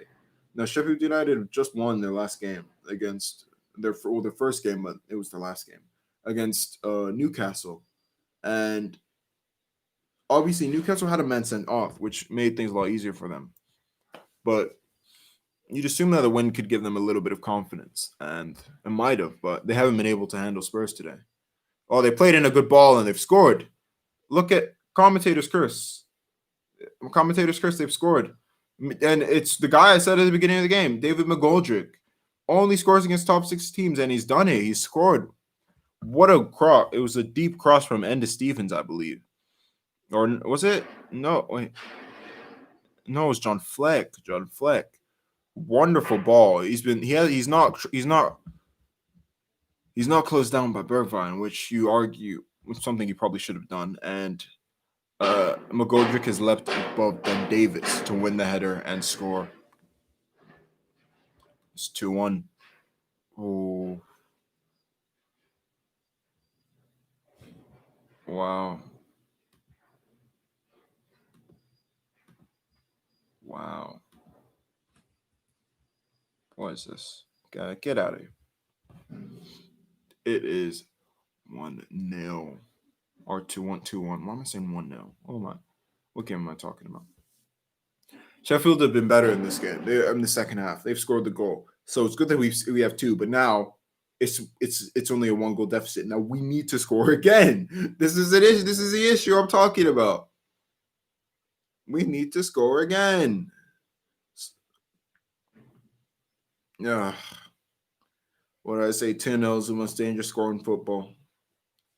But now 2-1, I take it back. Now 2-1 is an even more dangerous score. It is, it's part of the subset of the 2-0 score. Now the 2-0 score, a variation is now gone to the 2-1. So now the 2-0, 2-1 is one of the most dangerous scores in football, if that makes sense. Mm-hmm. It's dangerous. That's what I'm trying to say, okay? I thought we had this game in the bag, and suddenly everything's looking just a little bit more worrying.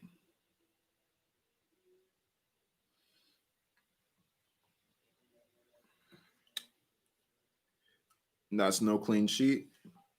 My clean sheet bonus for Dyer is gone. So lovely.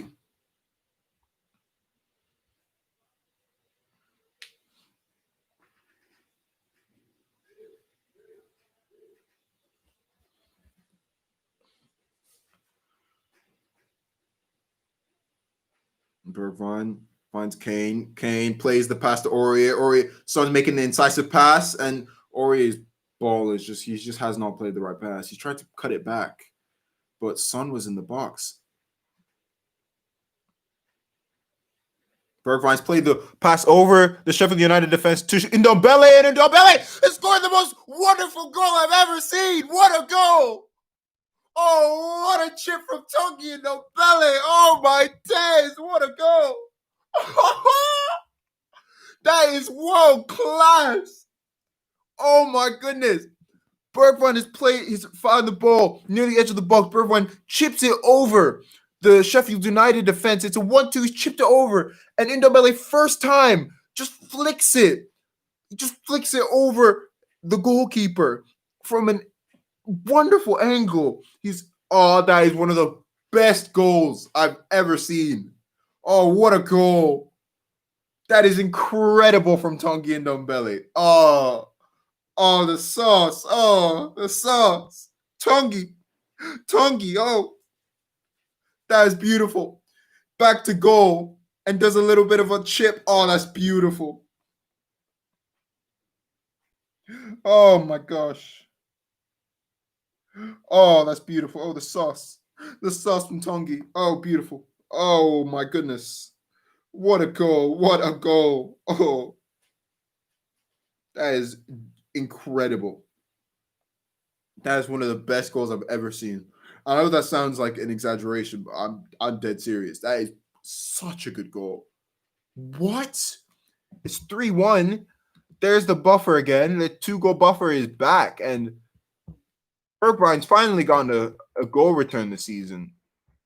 I'm happy for him. That is very good play from Bergwijn. That is beautiful, beautiful, beautiful, beautiful. Oh, the sauce. Ndombele, man. What a oh oh oh I'm speechless.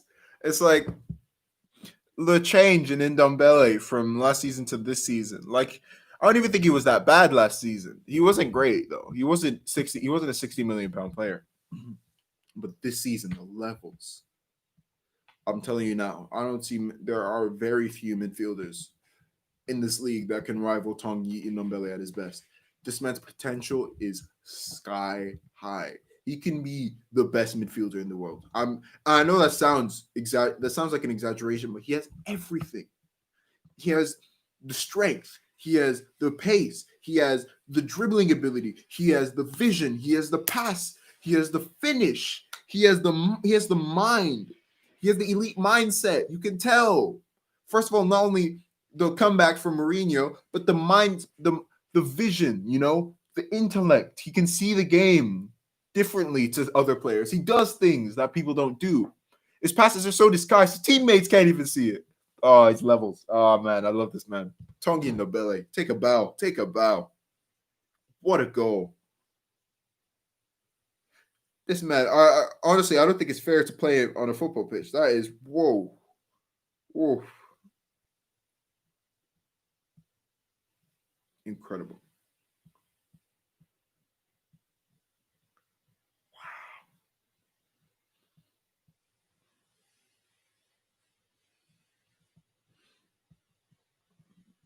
What a goal.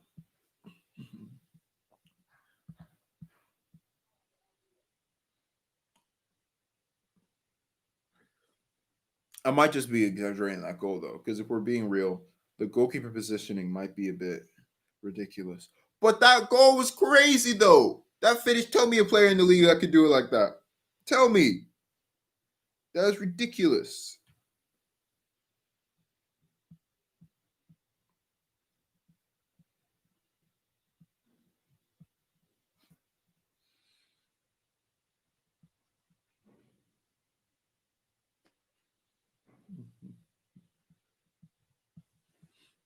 Vervan gets the ball, plays out wide to Reguilon. Reguilon plays a good ball in, but Angel's been taken out by his own player, but it won't cost them.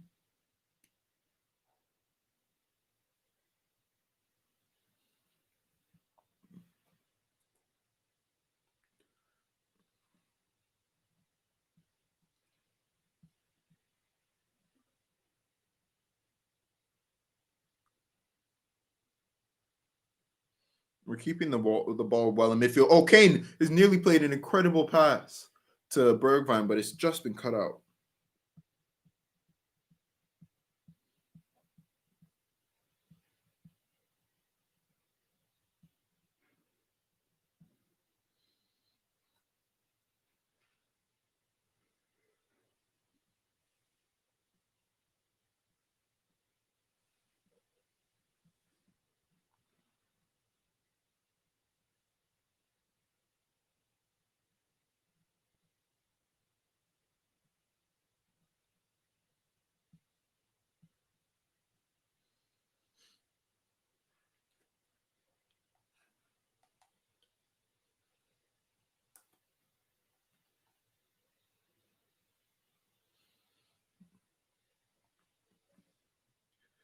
Hopefully, this game has been won now. I'm very, very, very hopeful, but I'm glad. I'm glad we haven't just sat back for the 1 goal leads now. Like, now we know one is not enough.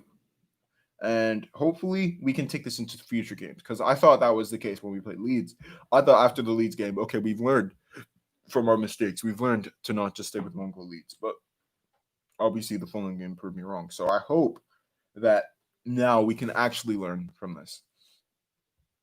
Obviously, Liverpool is a whole different case. Liverpool is a different ball game. But I'm saying against teams lower in the table, one goal is not enough, especially for us. So I think that is something that we should take into account because these players seem to turn up more in big games. Smaller games seem to be more of the issue for Spurs, but I'm happy. I'm liking this. I'm like this is a good scoreline. I would have preferred a clean sheet. I'm not gonna lie, but the sauce from Nobele has it's made me feel better. I'm not gonna lie. Kane's just shooting from 40 yards now. That's why I like to see. That's the old Kane. I like seeing that because Kane used to be not afraid to shoot from anywhere. He used to just shoot from anywhere, and now he's back because there was a couple of seasons where he used to almost be like afraid of shooting all the time, and he was like, "No, no, no, let me only shoot when I'm like in a really good opportunity in a really good area." But now he's getting those shots up again, and now the thing is he has a little X factor now because when he gets into those positions, he could either shoot or pass or play a killer pass. So that catches defenders in two minds. So it's just upped his game massively. I think it's incredible.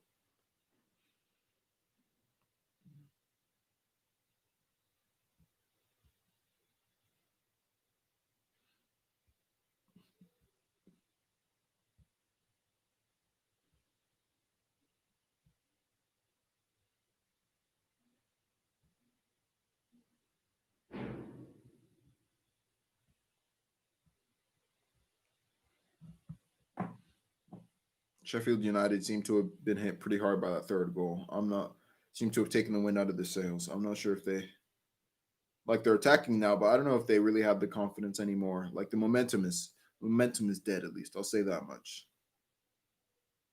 But McGoldrick has gone for goal again, and Lloris has dealt with it rather easily.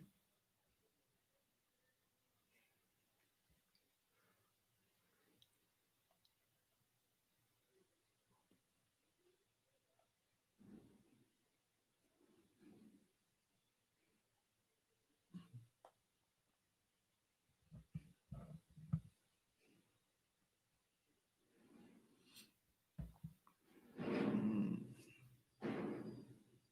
Keeping the ball well, playing it around back. I think we've gone a bit better at that, to be fair. Keeping the ball. Dyer's finally gone for a long ball. The one time he goes for a long ball, Regulon doesn't even go for it.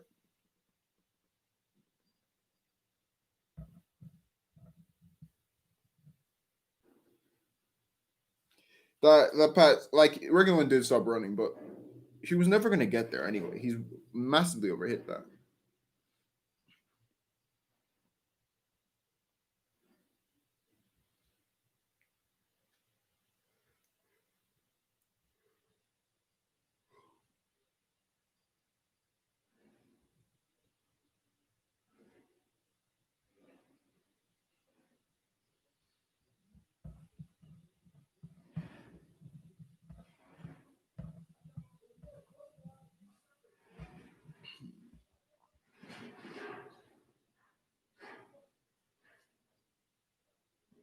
I mean, to be fair though, um, Roden has had a second start, and obviously this isn't the best team in the league by any means of the imagination, but he hasn't looked out of place. He maybe like one or two misplaced passes, but that's any defender really.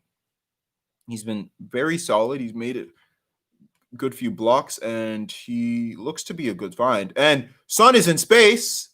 He's tried to find a chip, but Bergwijn collects it though. Uh, plays in Regulon. Regulon finds Kane. Kane tries to find space for a shot, but it's crowded. He can't manage to get a shot off. Bergwijn tries to shoot, and that is one of the most disgusting things I've ever seen.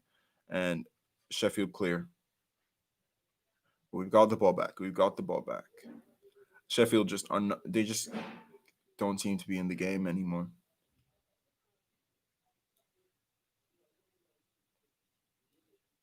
Oh my god, what was that? I'm sorry. Wow. The builders, you know how it is. The builders, isn't it?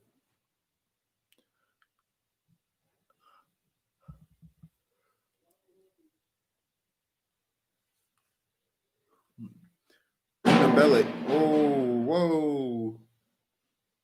Ndombele in midfield has been a revelation, by the way. He's been so good.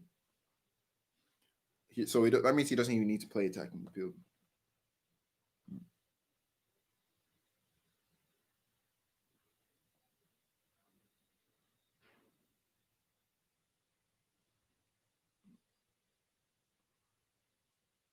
Mhm.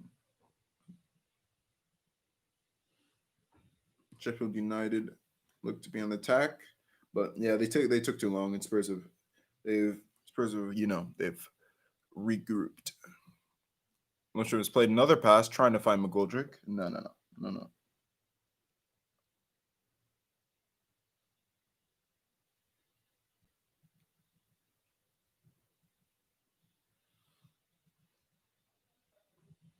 Tongi and Dombele, man. 58 million pounds?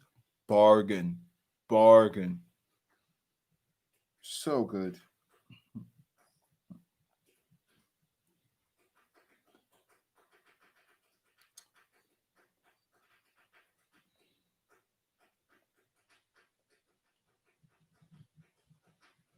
Man United, Liverpool very soon. That is going to be a big game, and the lineups are out. Let's look at them. Let's look at them. I'm not going to cover the game because I wanna just enjoy it as a neutral. This isn't really. It's not my battle. But let's go through the lineups. Allison and goal, no surprises there. Let's look at the defense. It's a Fabinho Henderson duo at center back. That is going to be interesting. That can be got at. Jordan, I don't rate Jordan Henderson as a center back. I think obviously he's a very good midfielder, but I don't rate him at center back. And him and Fabinho being at center back, I do rate Fabinho at center back though. By the way, Fabinho and Henderson both being in defense means there's no Fabinho or Henderson in midfield, which it could be a bit of an issue for Liverpool. But what I see from this midfield is that they expect to dominate the ball. Liverpool expect to have more of the ball, and they expect to, uh, you know, uh, have most of the possession. So because I'm seeing Thiago, Wijnaldum, and Shaqiri or Shaqiri, Jordan Shaqiri, and so Liverpool have gone with a 4-2-3-1 here. If we're being realistic, they've gone with a 4-2-3-1, or yeah, 4-2-3-1. Probably Salah up front and Firmino in the 10. But I can't say that for sure. But what I can say is that since Shaqiri starts, which is big, I haven't seen Shaqiri start. This definitely has to be his first start in the league. I haven't seen him start in ages for Liverpool. So this is going to be a big test for him. Wijnaldum and Thiago. Thiago is a ridiculously good footballer, but he hasn't really done much for Liverpool as of yet. So I'd like to see him there in a big game. Wijnaldum seems to have his heart set on a move to Barcelona, but he seems like a professional that will just give 100% in every game he plays. So that shouldn't be an issue for them. Uh, but yeah, it's the normal. It's the three up front, the usual. Firmino, Salah, Mane. Will they play in that specific position? With Shaqiri in behind, maybe. Will Firmino be in the 10 and then Shaqiri on the right and then Mane and then Salah up front? Maybe. We'll see. But I think that lineup. I don't think Man. I don't think Man U would have seen that coming. So it'll be interesting to see how they deal with it. Let's go over to Man U though. Man U, the away side, they will definitely try to sit back and hit Liverpool on the counter. They have not gone with a three at the back, which I was afraid they might have done, and that would have been a bit less interesting to watch. But now they've gone with a four, so they seem confident. It's Maguire Lindelof, which is probably their front two. Liverpool will probably be glad to not see Eric Bailly start because I think most people think that Eric Bailly and Maguire is a better duo than Maguire Lindelof. His son is on the edge and he's gone for the strike, and it's a corner. But back to the game. I think Lindelof Maguire, you'd be worried, but if you think about it, Man United are going to sit back. So it's not like they're going to have a high line and then get caught on the counter. I don't expect to see that. But both of them have a mistake in them, and that's true. And you could argue so does Bailly. So it kind of makes sense. But I think Bailly is a better defender than at least Lindelof, arguably Maguire as well. So I don't know. I question that, but I'm not. I'm not gonna complain because of Man United's decisions. I guess Ole knows his team, but I question it. Wan-Bissaka on the right. Luke Shaw seems to have cemented himself as first choice at left back. He's been quite good this season. Like he has been better than Tellez this season, in my opinion. He's shown himself to be a good left back. I know he gets a lot of stick, but I don't think he's the best left back in the world. But I'm surprised that he doesn't seem to be in England talks. Like I am surprised because I think you could argue Chilwell's better than him. Yeah, I hear that, but other than that, like unless see the thing is if Southgate is sticking to his five at the back, then obviously you'd rather have Saka left wing back than uh than Luke Shaw. But you could argue that Saka would be best used further up the pitch.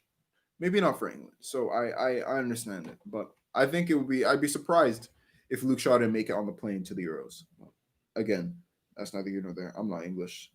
Doesn't really affect me what their team is. Uh, Midfield is Pogba, Fred, McTominay, and then Fernandes, and Rashford, and then Martial up front. So it looks like Pogba will play to the left, Rashford will play to the right, Bruno in the 10, and Fred and McTominay in the double pivot.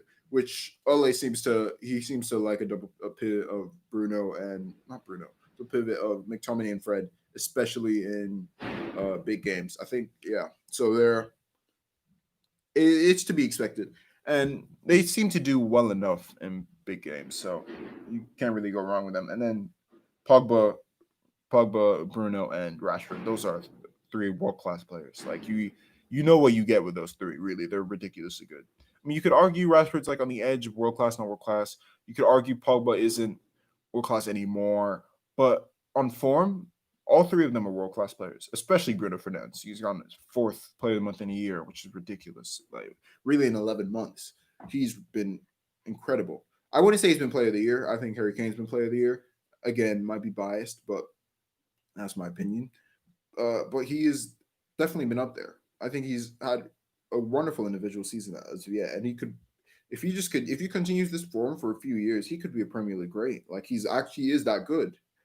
But as we move forward, Anthony Martial up front. Now Martial really divides opinion, doesn't he? He seems to be one of the like it's yeah. He seems to be very inconsistent. He seemed good last year. He wasn't necessarily a world beater, but he was very good. He had like 24 goals in all competitions, like 13 assists. So he was good, but I don't know if he like a title winning forward. Is he that? Will he ever be that? I'm curious. I question it. This season definitely hasn't shown the best of him. I think he's only scored like 3 goals, which is shocking from a Manchester United number 9. But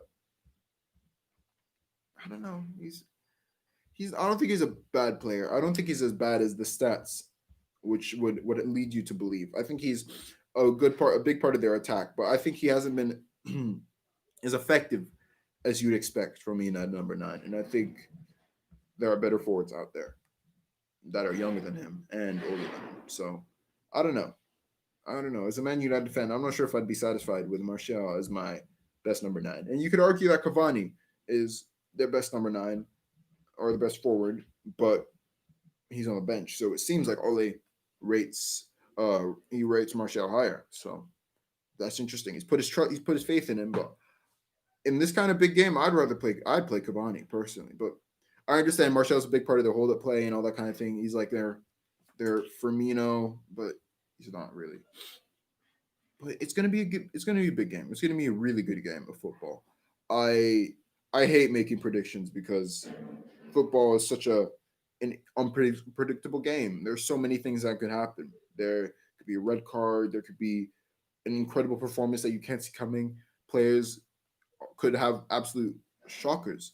But like for me personally, if I had to guess, it would be Liverpool to win this game. Personally, I think Liverpool win this game, and I think they humble Manchester United. Actually, I think it's I think they win by like 2-3 goals. I think they show Manchester United that they are the team to beat in the Premier League, and obviously don't count Manchester United out. You can never count out Manchester United. They might pull something off, but I can't see past Liverpool. And I know that's the boring answer. Even with their two DMs playing center back, I think they control the game. I think they turn up, and I think they humble Manchester United.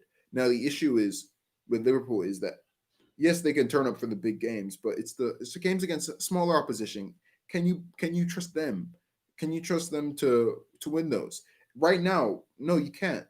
Which is why I don't think Liverpool will win the league. But I think in the big games, I don't think you have to worry much about getting Liverpool to play football against any team bar Manchester City.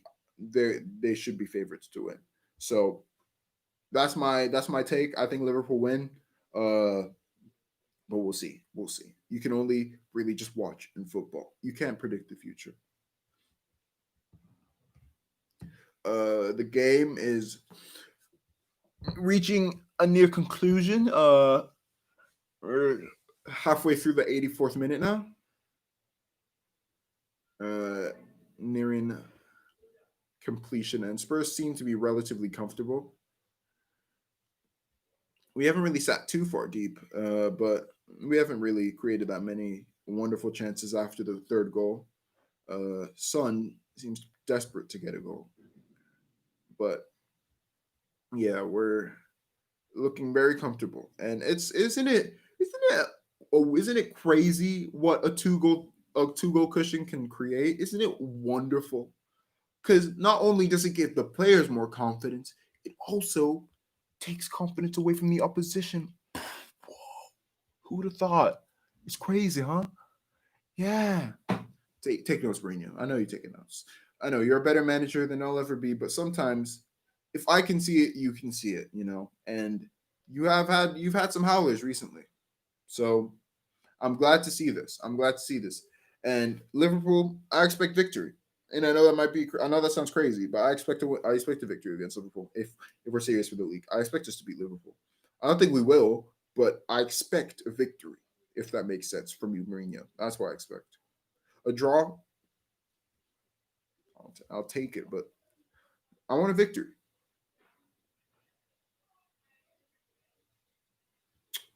Yeah, Sheffield haven't really looked like scoring since the third goal, if I'm being honest. I like McGoldrick though. McGoldrick is actually a very good player. Like he drops deep. He's a very good hold up play. I think he's a Premier League player. I think he'd do well to in another team. I think he's one of those strikers that you have to play in a two though, because I don't think you can rely on him for goals. But I think if you put someone like McGoldrick up next to like a poacher, like a proper goal scorer, I think you'll see a wonderful player. Only issue is that McGoldrick, he's not very old, he's not very young anymore, so he won't have much sell-on value. But I think McGoldrick is a very good player, and I think you could do well at a decent mid-table team in the Premier League. Yeah, he's 33 though. Yeah, he's old. He's old. I don't. Yeah, he's probably. This is probably it for him in the Premier League, if we're being honest, which is a shame. Just a bit too late for him, but he's done well. He's done what most players can't do. He scored consistently at England's highest level, not consistently, but consistently against England's top teams. That is something he has done, and that is something that's very, very impressive. That very few players can say they've done.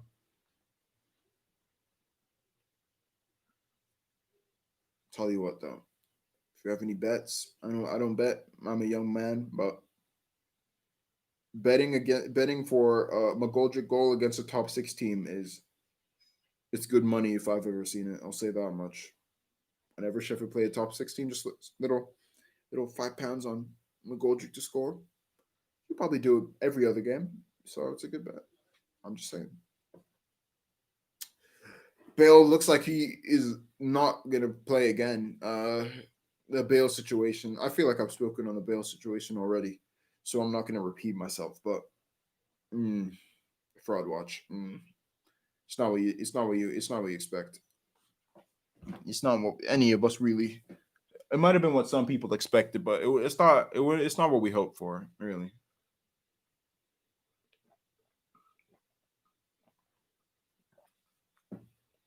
This result, however, is exactly what I hoped for. I've seen quite possibly one of the goals of the season from Tongi Numbe. Like I don't think we can underestimate how good a goal that was. That was incredible. The ball from Bergvine as well. Mwah. But it's all in the finish. All in the finish. Very few players in the world would have the balls to try that, let alone score it. That's what I love about Ndombele. He has balls. Cojones, as Chordini would say. He tries things. He's not afraid. But you know who else isn't afraid? Dele Alli. That he is not even on the bench, unfortunately. I think Dele Alli and Ndombele could strike quite a good partnership. You know, you put Ndombele in the double pivot with Sissoko Hoybier, obviously. Put Dele at the 10, and then maybe a Lo Celso on the right wing or Bergvine. Either of them, you know, interchanging. Lo Celso could be like the third man in either of those three positions, and I think we got mustard, beautiful. But yeah, Mourinho doesn't rate Dele, and to be fair to him, Dele hasn't really performed at a high level in a while now. So I'm really impressed with Rodon on the ball. I think he's very composed. There are a few more, there are a few defenders, even in this league, that are more composed on the ball than Rodon. I won't say a few that are better. Lucas is just always. I love Lucas, but I don't like Lucas. If that makes sense. Like I really like Lucas, but I don't. He's just so frustrating to watch. And Vinicius is getting ready for the last minute, which is good to see. I think we should try two up front. You know, like not every game, obviously, but I think we should try it. I don't see what the harm in two up front is for us. I mean, maybe not against Liverpool because you kind of want numbers in midfield against Liverpool, but like against even like a Sheffield United type, playing two up front would be interesting. Because I think Vinicius is too good to get the such little play time. Vinicius is like what you're seeing right now with Vinicius is the reason why Spurs have had to try so hard to get a second striker. It's because they wouldn't play. They get no games, and that's why so many strikers don't want to come to Tottenham Hotspur. It's because there's so many like there's just no way that you'll play football consistently. You won't play as much as you want to because you're playing behind Harry Kane, who is one of, if not the best striker in the world, you know. So it's yeah, it's unfortunate, but he's a very good option to have. And I question whether Levy will play or Levy will pay the whole 45 million euro or pound. I don't know what it is, but the 45 million release clause because it sounds a bit hefty for a backup option. But I wouldn't be annoyed if he did. I'll say that much. I would not be annoyed if he did. Lucas just always makes the wrong decision, but he's made the right decision now, and he's played Son. Son plays the pass to Kane, and he skied it. You'd expect Kane to score that, you know. Kane's left has just been a little bit suspect today. His left foot is usually very good, nearly as good as his right, but Son decided to be unselfish, and he chose the right pass, but Kane has just blazed it. You don't expect that from Harry Kane, do you? But it's fair enough. He's coming off. He's coming off now. He's coming off now for Vinicius. Or is he? Yeah. No, he's not. He's not. It's Son. They've changed their mind. Wow. Son's coming off.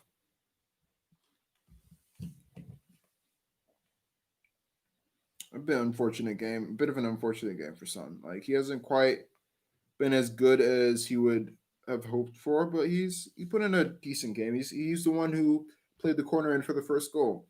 But the standards that we've set for Son are just so high now that you almost expect more. You know, you almost expect a goal from him every single game, and that's just not going to happen.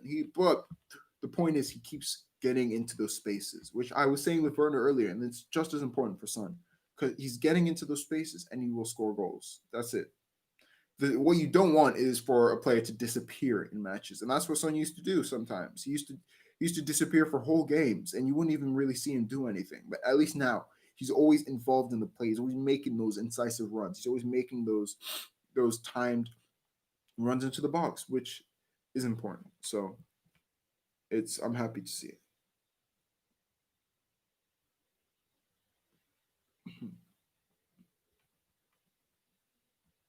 Yeah, it's been a very good performance. I'm satisfied with it.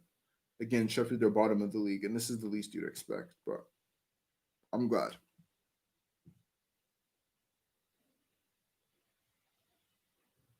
Sanchez is going to come on, which is a bit weird considering there's only like 30 seconds left of the game.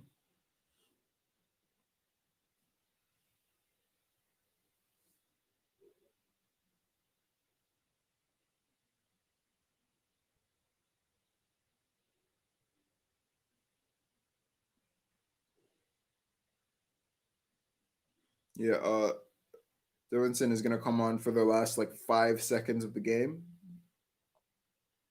Might be one of those things where he just comes on and then they blow the whistle. Yeah, we're past the 3 minutes and Sanchez is coming on. So it might be like, remember that Batshuayi substitution like 2 or 3 years ago where he like runs onto the pitch and then they blow the whistle and he like turns around and then just like stops. Might be that kind of thing. It's funny. It was funny. But hopefully he might even like, just get like a touch of the ball. But I'd be surprised if he did, to be honest.